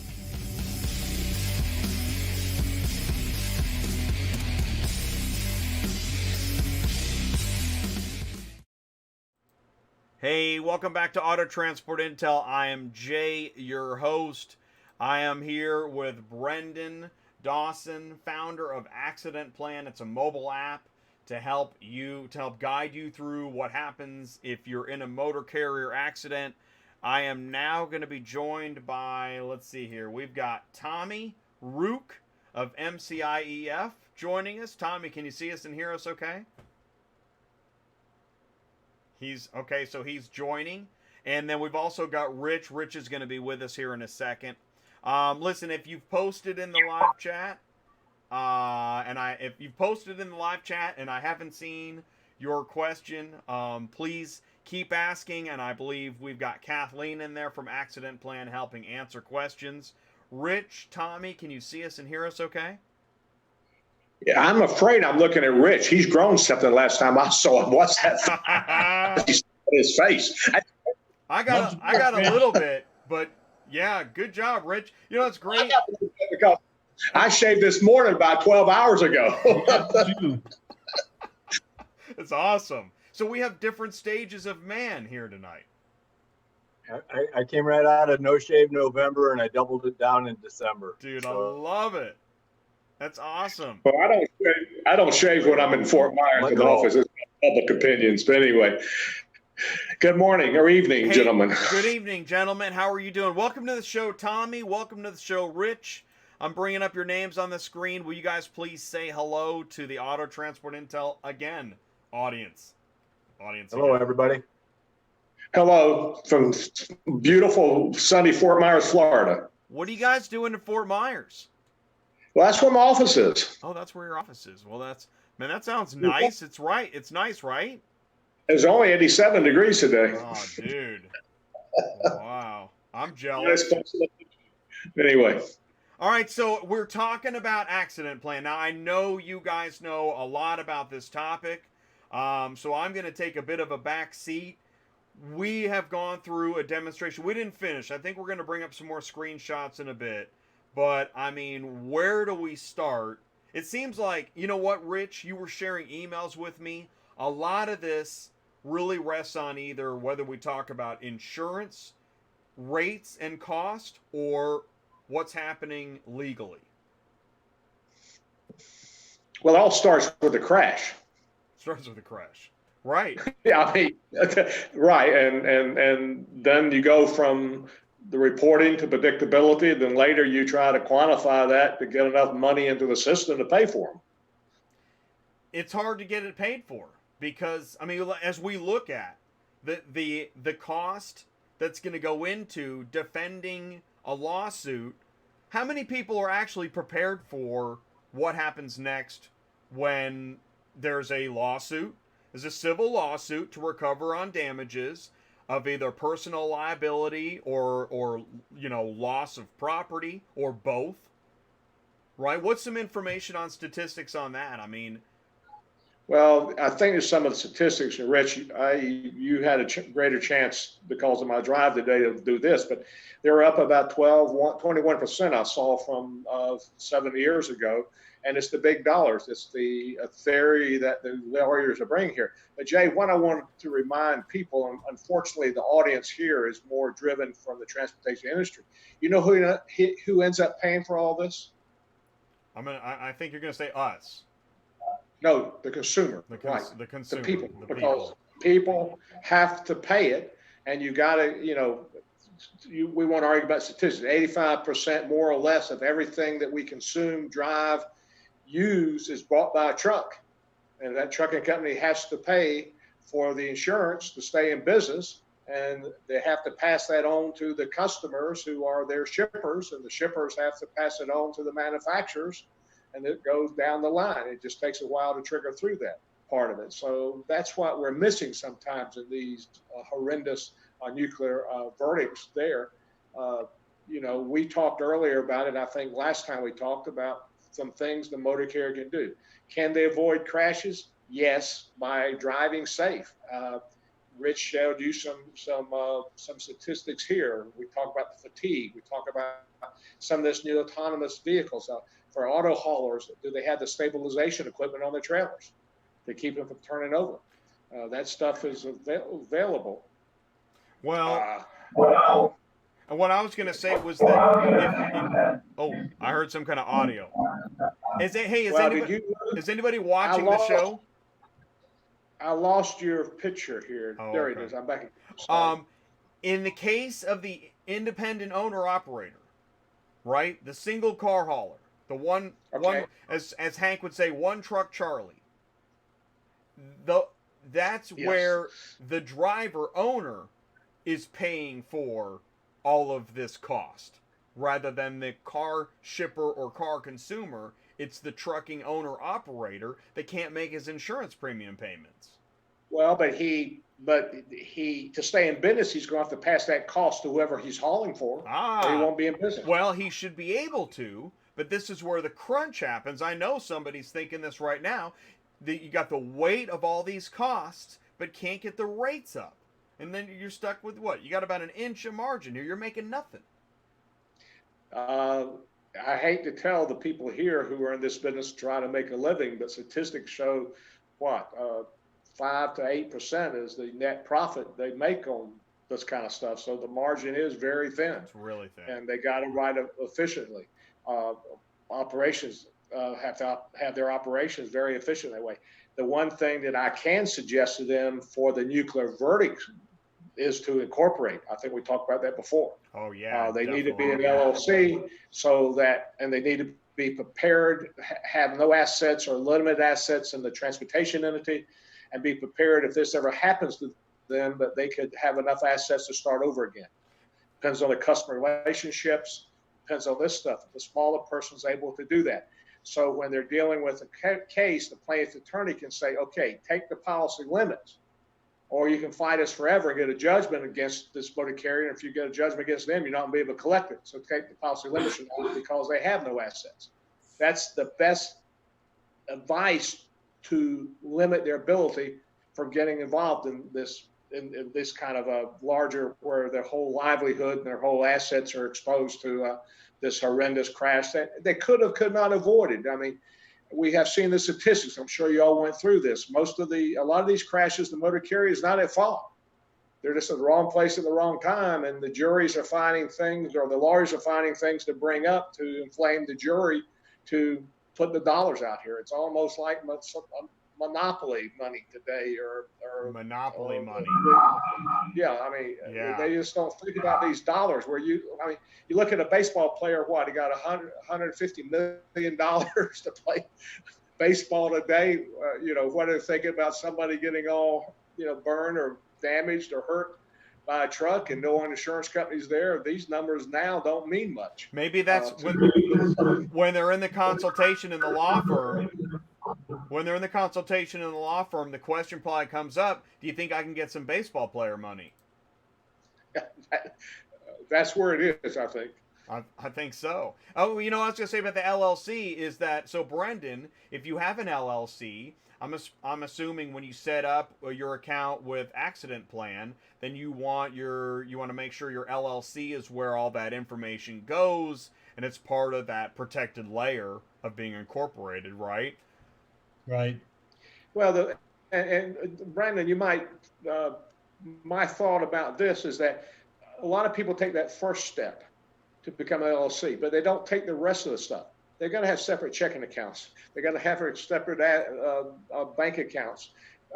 bank account, phone numbers. They got to keep the assets. They got to lease the truck back or take a salary out and keep that Chinese wall between their personal assets and their business assets. So a lot of times they just incorporate, then mingle all that money together, which then the plaintiff's attorneys attack that part of it. So they need good advice. Once you set it up, it's not that hard to do, but a lot of times they just think the first step's enough. And I'm sure you deal with this with a lot of people you deal with. That's a good point. Yeah, it makes sense. In any business, you want to keep those things separate. And this is even where you keep a debt on the truck. So, there's no way to get that truck because it's owned by the bank or a leasing company. Hey, Michael in the live chat noticed that rates seem to creep into every conversation. They do, because when I talk to drivers as a dispatcher, when I was a dispatcher, every time I booked a load, we had to go through the list of expenses. Because it's no longer about what does the load pay, it's how much is it going to cost to move this thing. And really, that's where we're at in trucking. What's it going to cost to get any business done? Because by the time we go through all the costs, is there anything left? Is it even worth it? Well, today with the cost of insurance and the cost of the fuel and the disparity between what a owner-operator or 1-2 person operation, the one truck Charlie, as our friend Hank says, versus a big fleet, there's so much difference there. It's going to squeeze out a lot of small people unless they really pay attention or have a real niche place in the marketplace. Rich, you haven't said a word, which is unusual for you. I'm in the midst of such greatness tonight. I'm just sitting here absorbing it all. But I know you nod. I know you and I come from basically the same place in this part of it. There is something that also showed up. We were I was on the Road Dog radio show the other day, and somebody brought up that they're out of Oregon. They're paying considerably less than somebody in Florida. There's also a territorial situation here where you're domiciled, because Florida is just horrendous in cases. Florida and Texas and California. And if you stay in the Midwest, you're going to reduce your premium about 20 or 30%. That's a good point that Tommy brings up. I just had a conversation with a guy day before yesterday, and that's exactly what he's trying to figure out is I can't afford to be in Florida anymore. And that was our conversation. And I've seen that in the industry for a long time. The guy that leaves Omaha, Nebraska pays much less than the guy who leaves LA. They go to the same exchanging places and go back home. But why is there such a price differential? Because the average cost for accidents on that fleet coming out of California has been higher. So again, coming back around to, the whole premise of tonight, one of the things that you need to do, remember our 6 points of underwriting, Jay? Yes. How do I control those loss costs? And that's the beauty of what Brendan brings into play here. How do I get that driver? Remember, that was point number one. How do I get that driver ready for when that day that the accident comes along? And I've seen, and I'll admit to it, I've had my own accidents, right? How do I keep my head in the game and I do the right thing? It's nuts. And Brandon, and your suggestions to people, I know that you go through a lot. From the insurance standpoint, we try to monitor, are they doing the VDRs here to verify the condition of the vehicle when they leave every time of change in duty? How accurate? I actually believe, Jay, that in the foreseeable future, we're going to base our premium on the miles or the information in the ELDs. That will take care of where I operate, and there will be some territorial percentages of where I operate. I think that's where we're coming to now that we have that data available. I know that ATRA's doing a study. I know there's 2 or 3 insurance companies who are giving credit based on the motor carrier allowing them access to the ELD information. And this takes care of some of that territorial stuff. Right. Right. And actually, that's just creeping over from the personal line side of the insurance world, because companies have been doing that. They put that little toggle in your car, and they can tell what's going on. And now with the trucks, as Tommy just alluded to, they can literally see where you're going through higher territorial costs.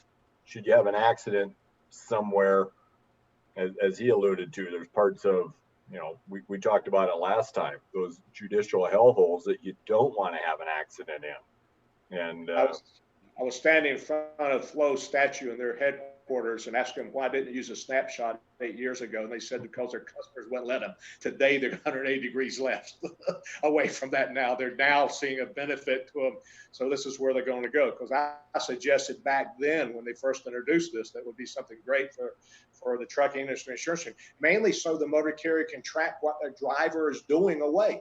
I mean, that's one of the problems. Now we got more data here, but once you give that driver of the truck the wheel and dispatch them and say go, you don't have any way, or you did not have any way in the past to monitor exactly what they're doing.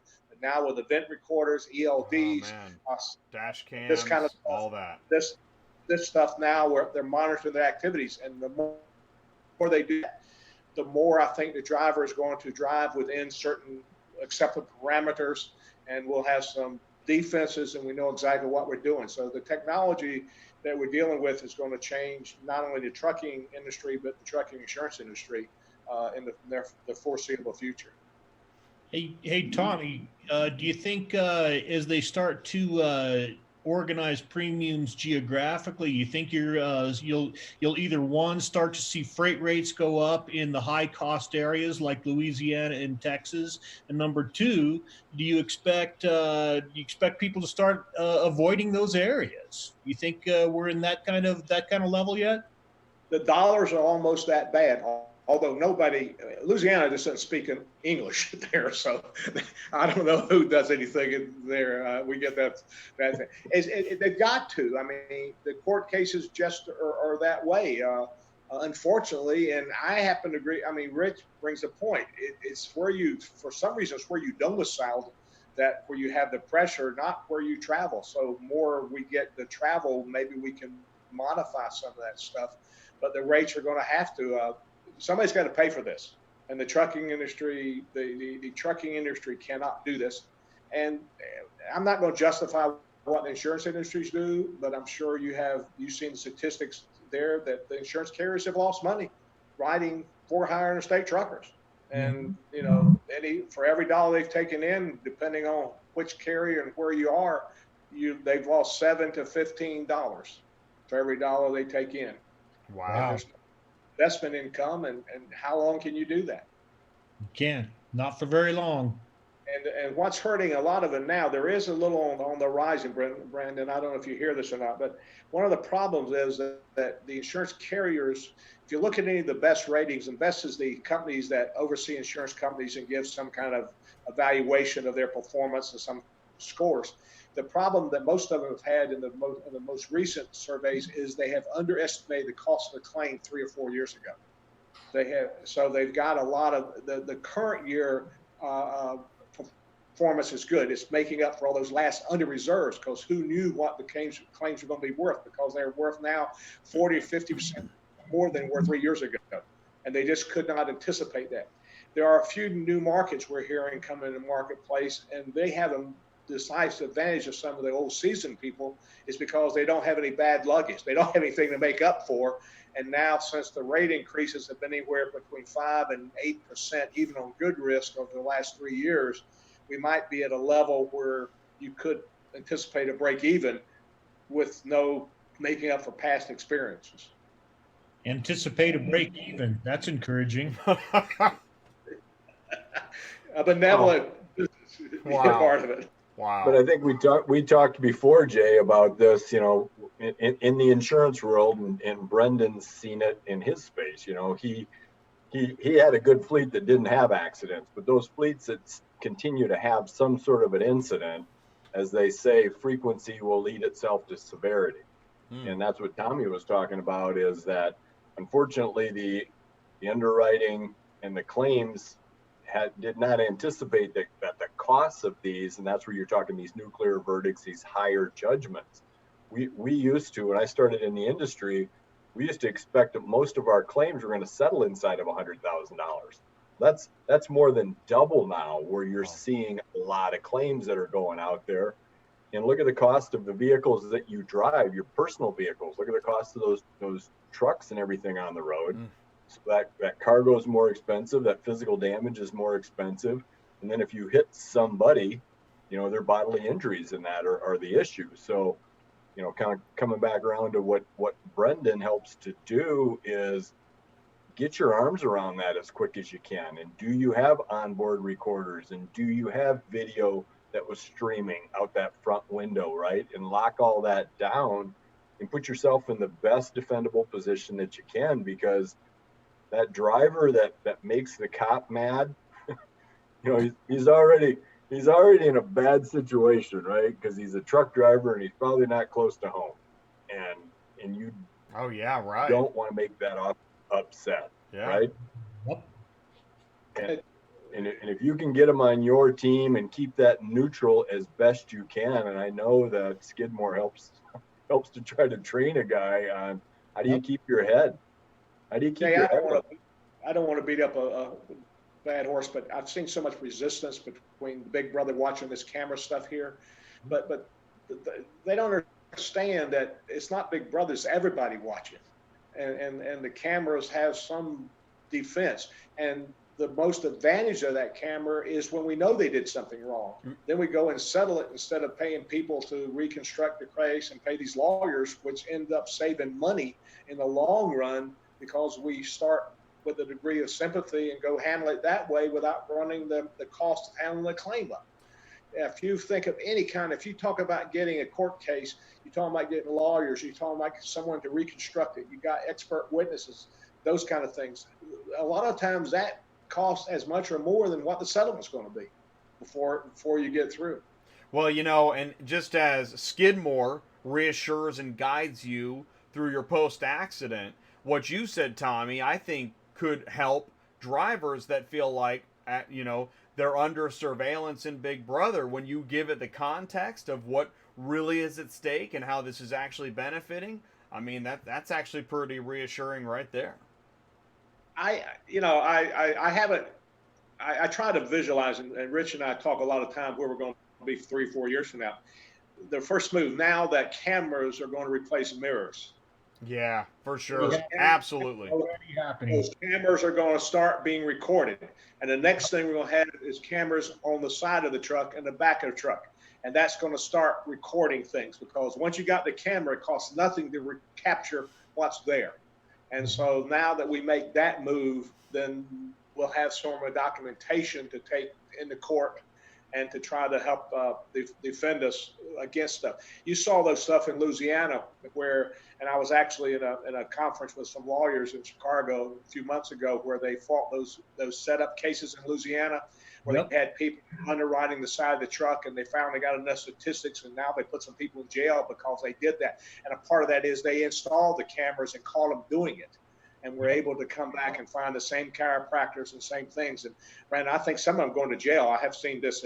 It was high publication a couple of weeks ago that came out, and the lawyers who had fought this over years, keeping those people who are staging the crashes away. But truckers are easy. Think about a business, Jay. Think about it. If you were a lawyer and you wanted to sue, who you want to sue? Somebody that's got at least $750,000 in the bank, someone that the jury doesn't like to start with, and somebody that has done something wrong, because no trucker can do everything right.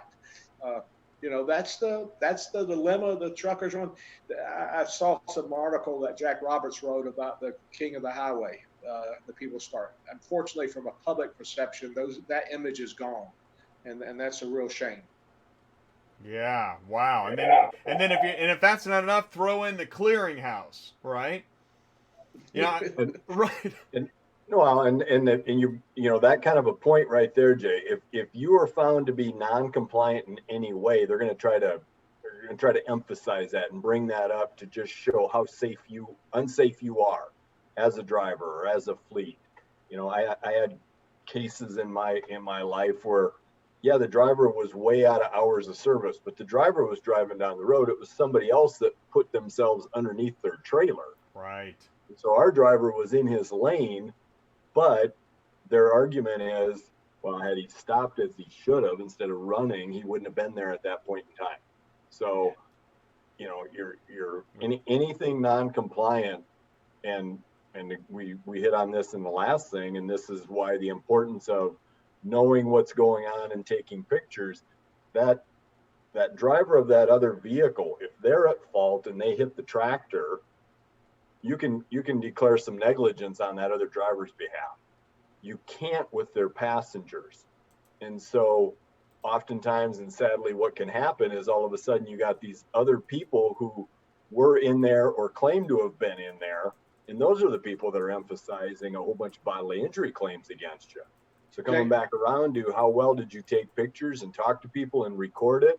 And did you hear them say that they're fine? Did you hear them say that they didn't want to go to the hospital? And, you know, all of a sudden the claim could arise, and they claim there was 3 people in that car.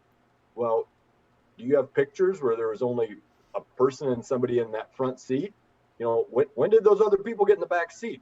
And that comes back around, right? Singing my song, Rich. You're singing my song.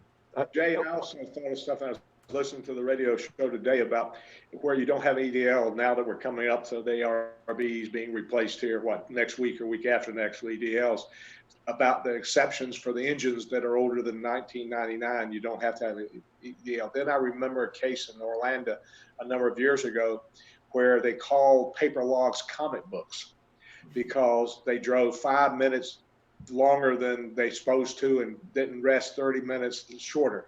I think anybody who's purposely avoiding the EDLs, that's going to come back and bite them in court, because the plaintiffs are going to bring up the reason they don't have EDLs because they're speeding and they're running out of longer and that kind of stuff. Well, it's going to be brought up.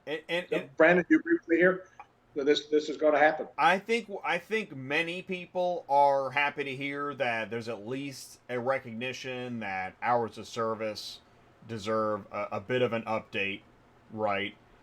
In that, you know, if we're too strict about how we know that life needs a little bit of flexibility. I know it's a crazy thing that I said that, but life needs a little bit of flexibility. It's not perfect arithmetic.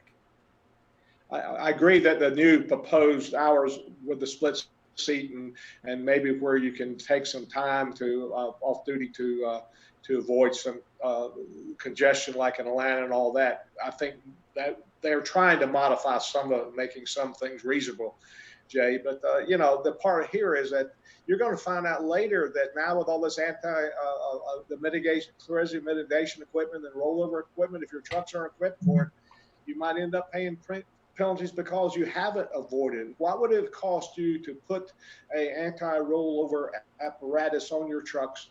And if you had, you wouldn't have rolled over and killed these people. So what would it cost you? $3,000 to save 3 lives? That's going to happen. Man, so, it's interesting. I was putting in the industry news, had a guy tell me to go F myself because I was bringing up all the costs and barriers. I can't imagine how I get an email every day that every day somebody wants to start a trucking company, and it just blows my mind.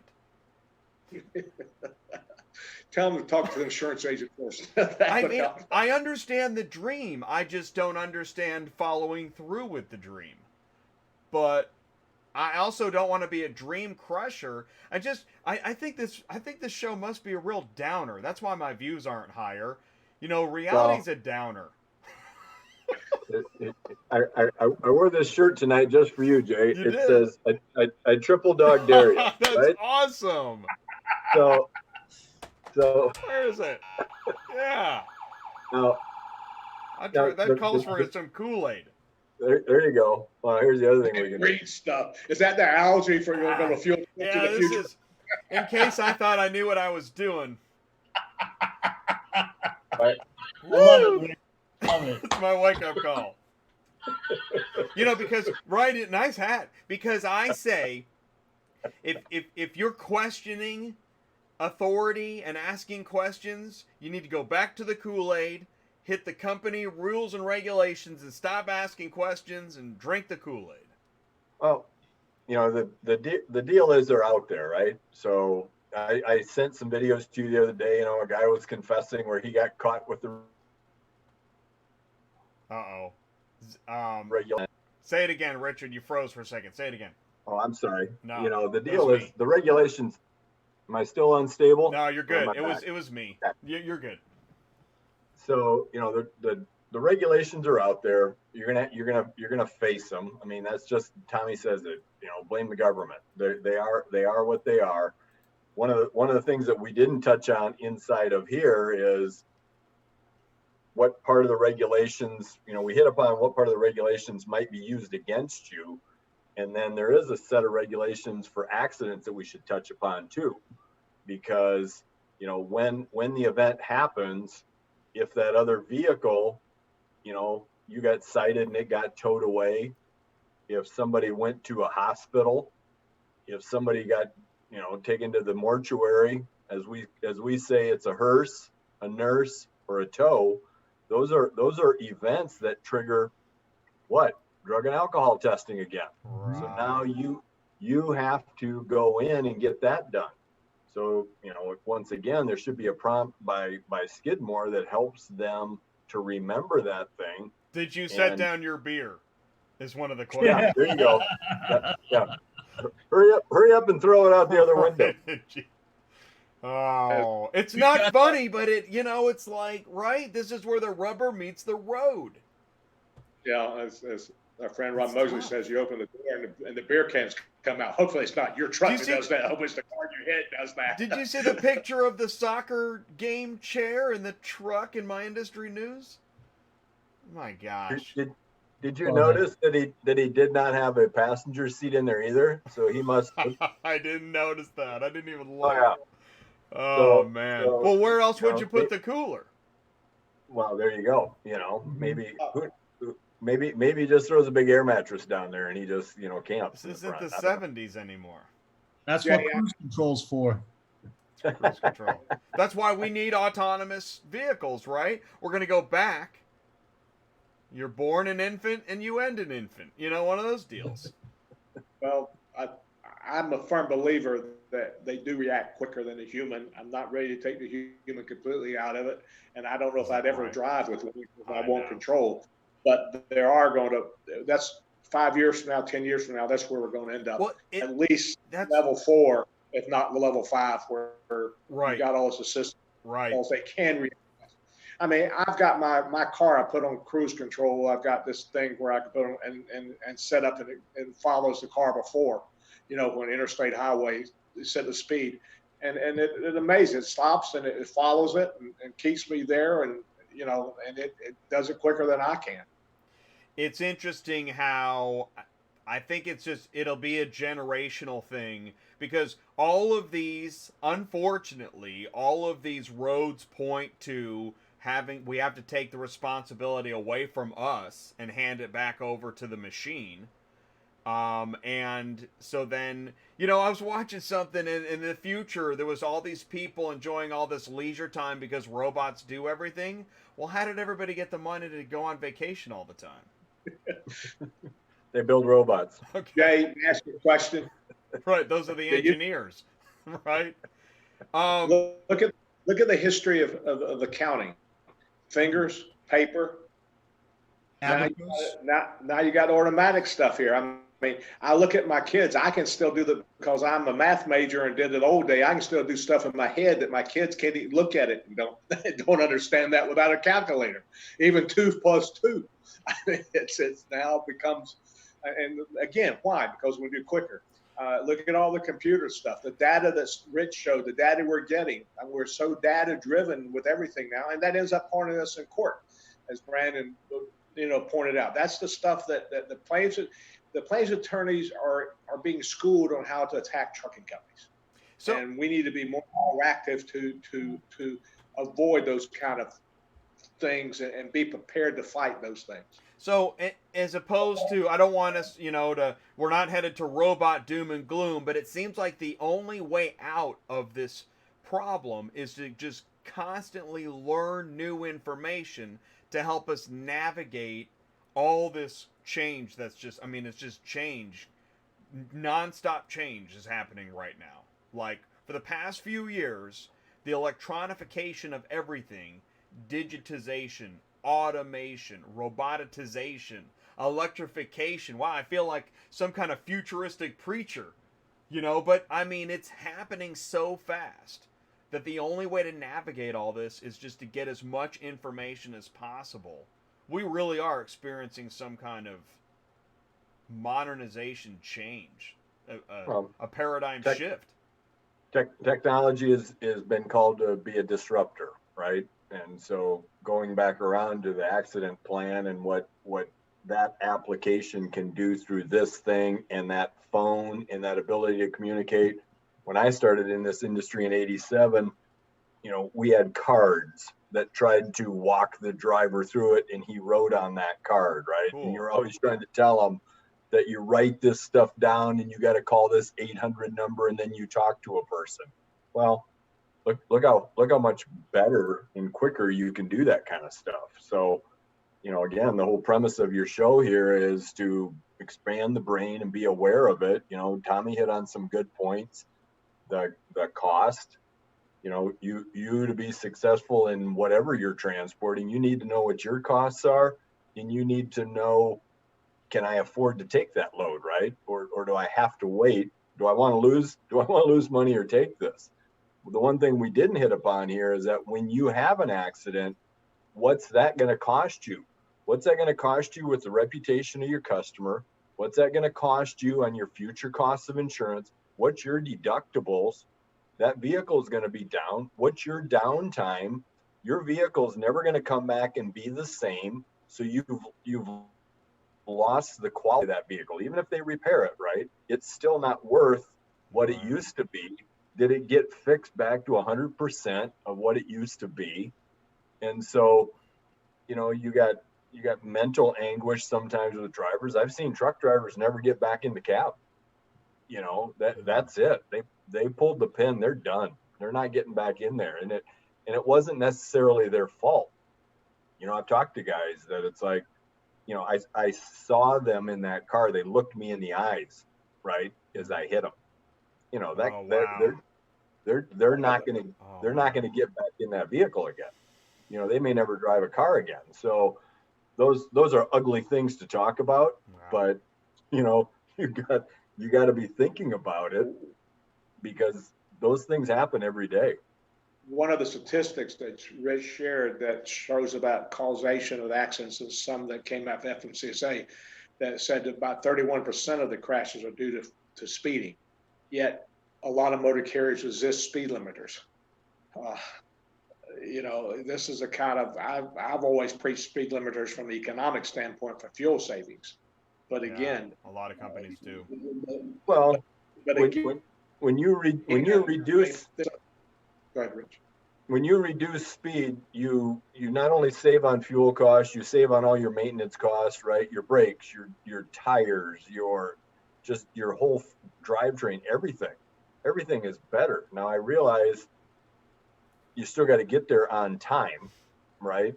But where's that sweet spot, And if you're over driving it, you watch that guy who keeps jumping lanes and things like that. He's more likely to have an accident. That lane change is an ugly truck accident to have.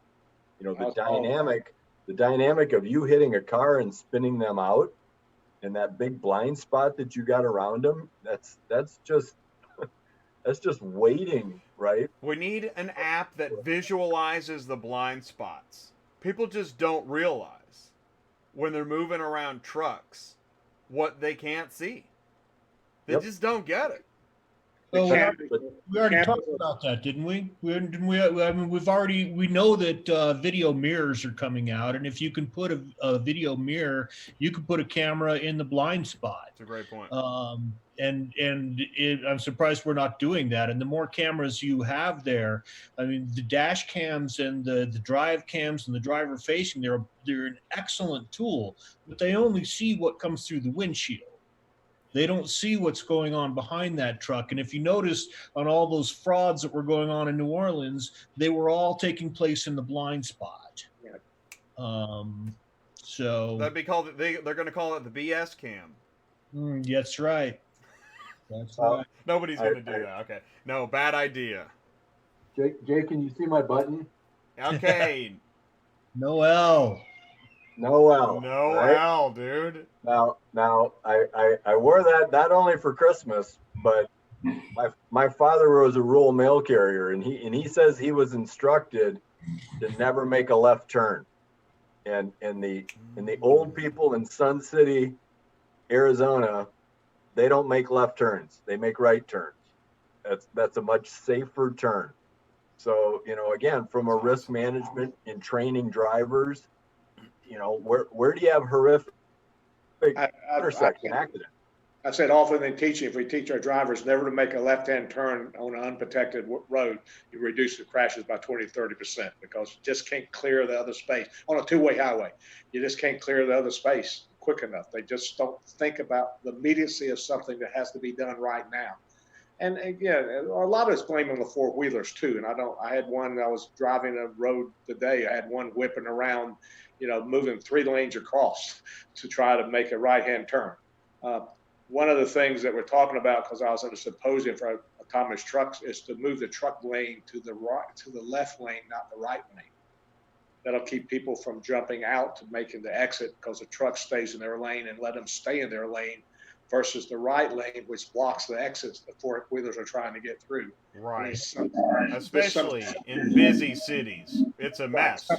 Something simply like that would help to just determine somewhere to move all the truck lanes to the left side and put the car lanes on the right side. Yeah, and as long as we're solving problems, I'd like to toss out that I'd like to see our ATA and our state trade associations get involved in changing the whole public perception. Remember when we used to have all those good stuff, trucks bring it campaigns? Right. Where did they go? And where are our trade associations in raising the public image back to that king of the highway? I think we could do that with a cooperative effort just to get people appreciating what comes on a truck for a change.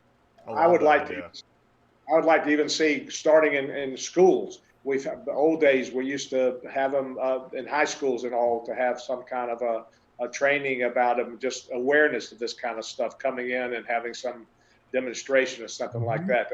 I've got the buttons, I love truck buttons that we gave out, truckers button. I even got a t-shirt that says I love truckers that we wear. I was on that campaign committee that did good stuff, trucks bring it. That was 20 probably years ago. Today, this is the current one, Trucking moves America forward, and everybody listening on this can go to the TMAF.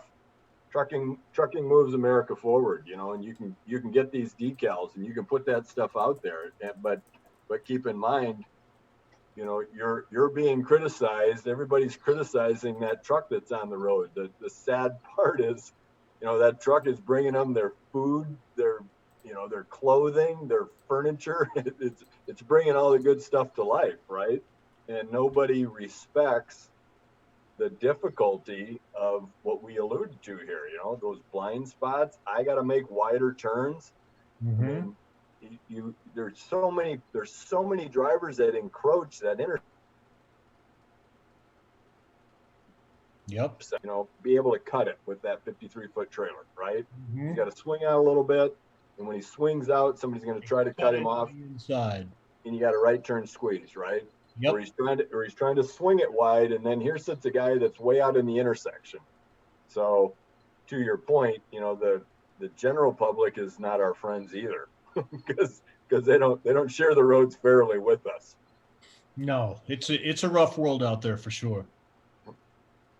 That I would love to see somebody come up with a good answer, a good marketing campaign of just get people to think about the way they drive. I don't know what it's going to take, but I don't understand how we all agree on terrorism and all this other stuff, but by golly, could you please just drive in a civil manner? Please. I mean, I don't get it. It's all over the place. There isn't one single demographic that I could name that I haven't seen drive insane. Come to South Florida and you'll see a lot of that. It makes me crazy. I apologize. I'm going to go back to my Kool-Aid. As we say with the RVers and the snowbirders that come to Arizona this time of year, hey, welcome to Arizona. Go home now. Right. With their big old motorhomes and their fifth wheels and things like that. Those people don't have CDLs, right? Oh yeah, right. Yeah, no, you actually your conversation about that. Yeah, some of the folks out there that they don't have a CDL, but they sure seem to be competing with the CDL driver as far as weight, length, and danger. You know, there's another thing that's a small factor in all this is that the personal auto limits of coverage requirements in Florida doesn't require any BI and only 10,000 PD. If they hit a truck and they're totally at fault, the truck's cargo gets damaged, they have a fuel leak, we're absolutely liable for both of those. And what's it going to take to replace that truck, even though there's no injury? And then you got the injury to the driver. When you describe that situation, Tommy, are you simply just liable for that because the passenger vehicle doesn't have enough coverage to pay? Well, in the two areas that on the pollution area, the last person who had it in their possession is absolutely liable to clean it up, period. That's EPA. And the Carmack amendment makes a trucker absolutely liable if the cargo gets damaged. So we don't have, if it's a BIPD, there could be some contributory or comparative negligent factors for not negligent, we don't have to pay things. But those two things we have an absolute legal obligation to pay for or to clean up. And the cargo? Cargo, yes. The Carmack amendments makes us absolutely liable for the cargo, no matter who caused it. Wow. Except the shipper error, but nothing involved in a crash. And so, so you got a four-wheeler that causes all the damage, but now you still talk about what's a load of cars worth, Jay. Well, and that brings me back to some of the rates. Listen, if you have a relationship, if you have a deal, if you're a fleet and you have a deal with an automaker or an auction or a dealer, and you've made a relationship and you've got a deal, so many cars a year, okay, that's one thing. But if you are eating off of load boards, which, thousands of drivers are, and these rates just keep plummeting, so these cars, sometimes when you book a car, let's say it's only going 100 miles, and it's posted for $150 and you're asking for $160, you're arguing over $10 on a car. And anything could go wrong. What is going on here? The amount of risk and time, fuel, you add everything onto it, and you're arguing over $10? That is not a good business model. If you think about all the publicity about driver shortages and lack of capacity, folks, that could be a blessing, because there is a demand, and the less demand, then the more rate, and that's what's flipped in the last, I think, 18 months. What I hear is that the demand's down and the capacity's up. So that's why the spot market or the boards are lower rates than they were a year and a half ago. Well, and the problem, the trend has only continued. The thing is right. that's the thing is, if you look at it, if you add driver shortage with plummeting rates, it doesn't make sense. Right. And yet, neither of those stories, it's like they're playing chicken. Neither of them will stop. So it's just crazy. Let me throw one more. And then you baby. add in insurance rates going. Well, I'll tell you one more baby in that bathtub. The insurance industry is still in trucks, even though they're losing money every one. Exactly. Maybe those two partners are meant to be with each other. And yet you've still got every day. How do I get in? What? What are you talking about? Oh man, it's wild. But it's important. Overall, this stuff is important. We're trying to educate. We're not trying to have fun with anybody. We're trying to educate and share the information, and we love this industry, and we hope to help improve it. I don't know how, but I tell you, I do know this, is that week after week, we learn about things like AccidentPlan that will help you in an area, protect yourself, build your business, and hopefully improve your situation. I want to one more comment to help people remember that event. You know, we talked about somebody else is injured, somebody else's property is messed up, the cargo's messed up. First and foremost, you know, you want to think about, and I alluded to it, that driver. What's going to happen to that driver, right? And that driver could be hurt, injured, their workers' comp. That driver could have a mental, you know, breakdown over this thing. Like I said, never get back in the cab. But that driver, I've seen him thrown in jail. I mean, we can sit there and get into some of those bad situations where we talk about, you know, their ignorance, and, you know, they can be found liable themselves, even on a criminal basis, for how stupid they acted. You know, so if this truck was being operated unsafely, if it had not been properly maintained, if they had failed to properly, let's just say, tie it down, you know, how good might that other attorney come after you, or how aggressively, maybe is the right way to say it. And how good's he gonna make his case? And I alluded to it in a prior conversation. You know, we're trying to bail the driver out of jail in Oklahoma, right? Because they weren't happy with him at that accident scene, right? And he didn't do the right stuff. Now all of a sudden he's in jail, and you know, how far is that going? So keep all that in mind. You know, that's the whole premise of this, is coach them up right. Know the problems that are inherent to this, and if you're a trucker and you're not home, you know, you ain't from around here, especially when you get into certain parts of this country. And, the Dukes of Hazzard sheriff has just pulled you over.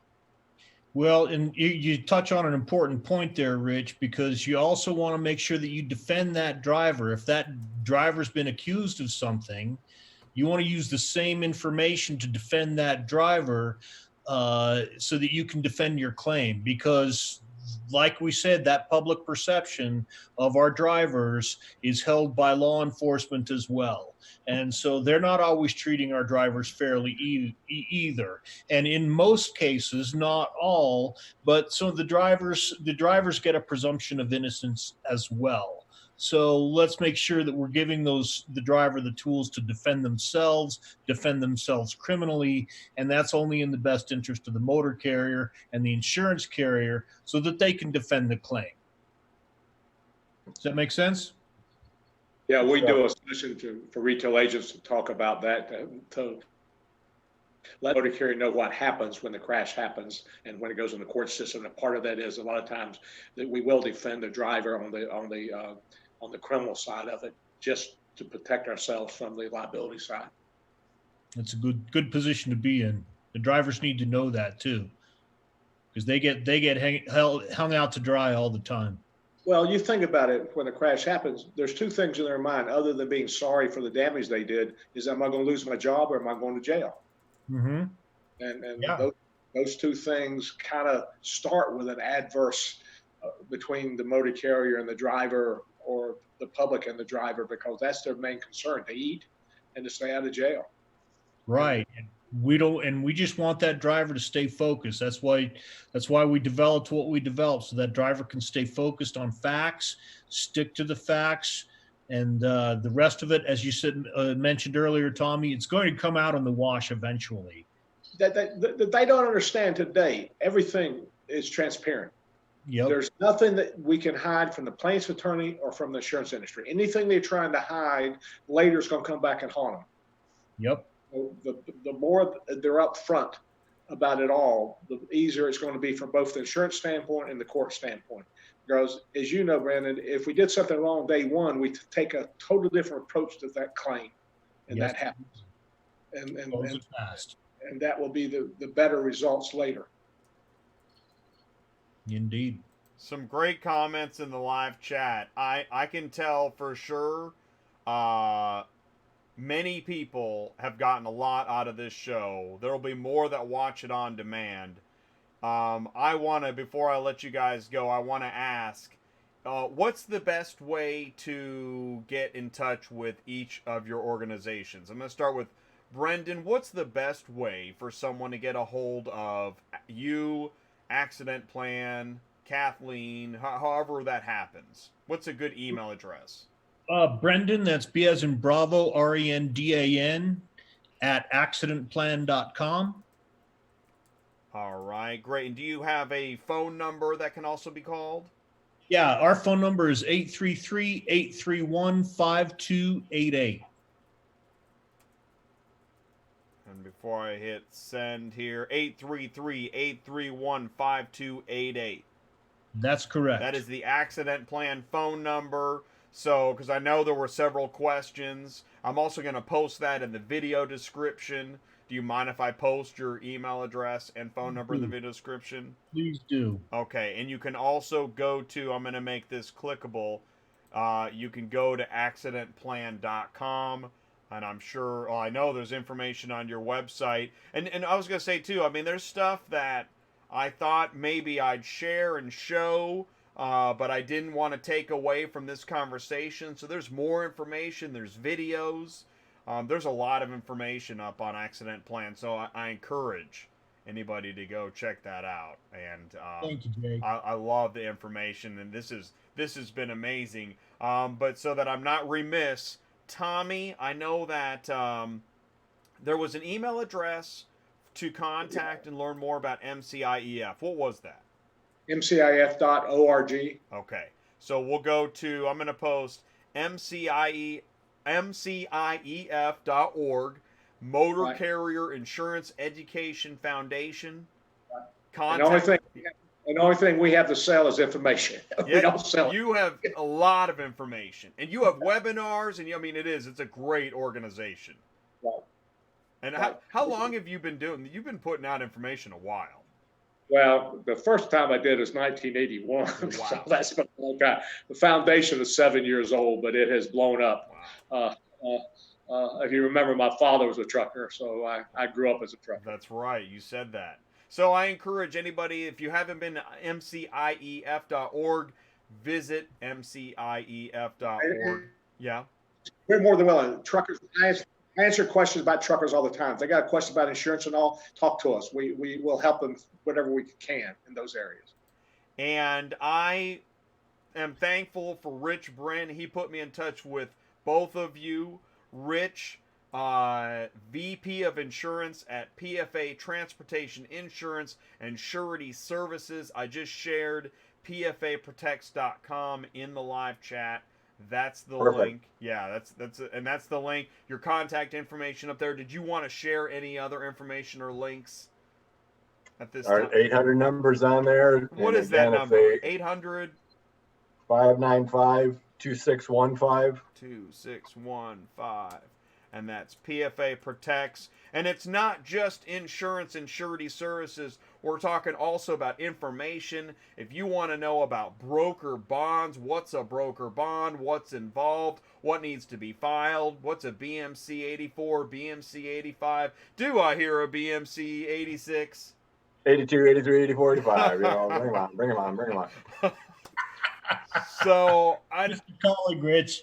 that was awesome. There's nothing like the sound of an auctioneer. There you go. Oh, Bring them on. Man. So, you know, the other thing that I'd encourage, and Brendan's out there too, you know, we're out on LinkedIn, we're out on Twitter, you know, there's lots of good feed, there's good information. I watch your stuff, Jay. You know, we move stuff around. MCIEF has a LinkedIn page where we try to share things there. So, you know, information is all over the place, right? And what are you hungry for? And what's going to make you succeed? So that's where, you know, I think we all have a passion to help these motor carriers to succeed. That's all we're trying to do. That's why we're here tonight. So anything that we can do to point you to somebody else that we know, you know, it was by chance that I met Brendan, you know, and have learned a lot, you know, and then there's other guys that we've connected with that have that same passion. So let's keep building the team. Yeah, I agree. No, you have been a real champion of information for me, and I really, really appreciate that. He's my Rolodex. He's Richard has been a great help to me in these last couple of years. I promise you that. I don't remember any names. I call him up. He knows everybody. I believe that.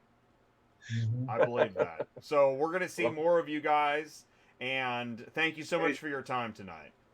Anytime, guys. Y'all have a good holiday too. Okay. Merry Christmas, everybody. Thank you, Rich.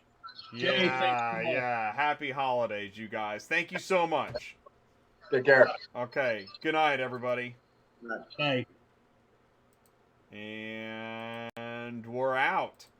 And okay, so now we got to go back to this screen here, and I got to click here. This part is it's a little rocky on the re-entry here as we jettison past the event horizon. You can see me, you can hear me. And I'm going to go to my ending screen. Listen, I really appreciate you guys joining me, spending your Tuesday night with me. Whether you're still watching, hey, Merry Christmas. Hey, Kimberly's with us. If you're just joining me now, yeah, hit the rewind button. Once the video finishes processing on YouTube, it'll be available online. In the next 24 hours, I will finish the video description. I'm going to have a ton of links and information and time codes you can click on to go to your favorite part of the video. There is so much information, and if something I say distresses you or irritates you, I'm sorry. I don't think it was me. I think it was the information. Although it could have been me. All right, fine. It could have been me. In which case, I just drink my Kool-Aid and do my show and apologize and try to do better next time. But listen, man, this has been episode 115.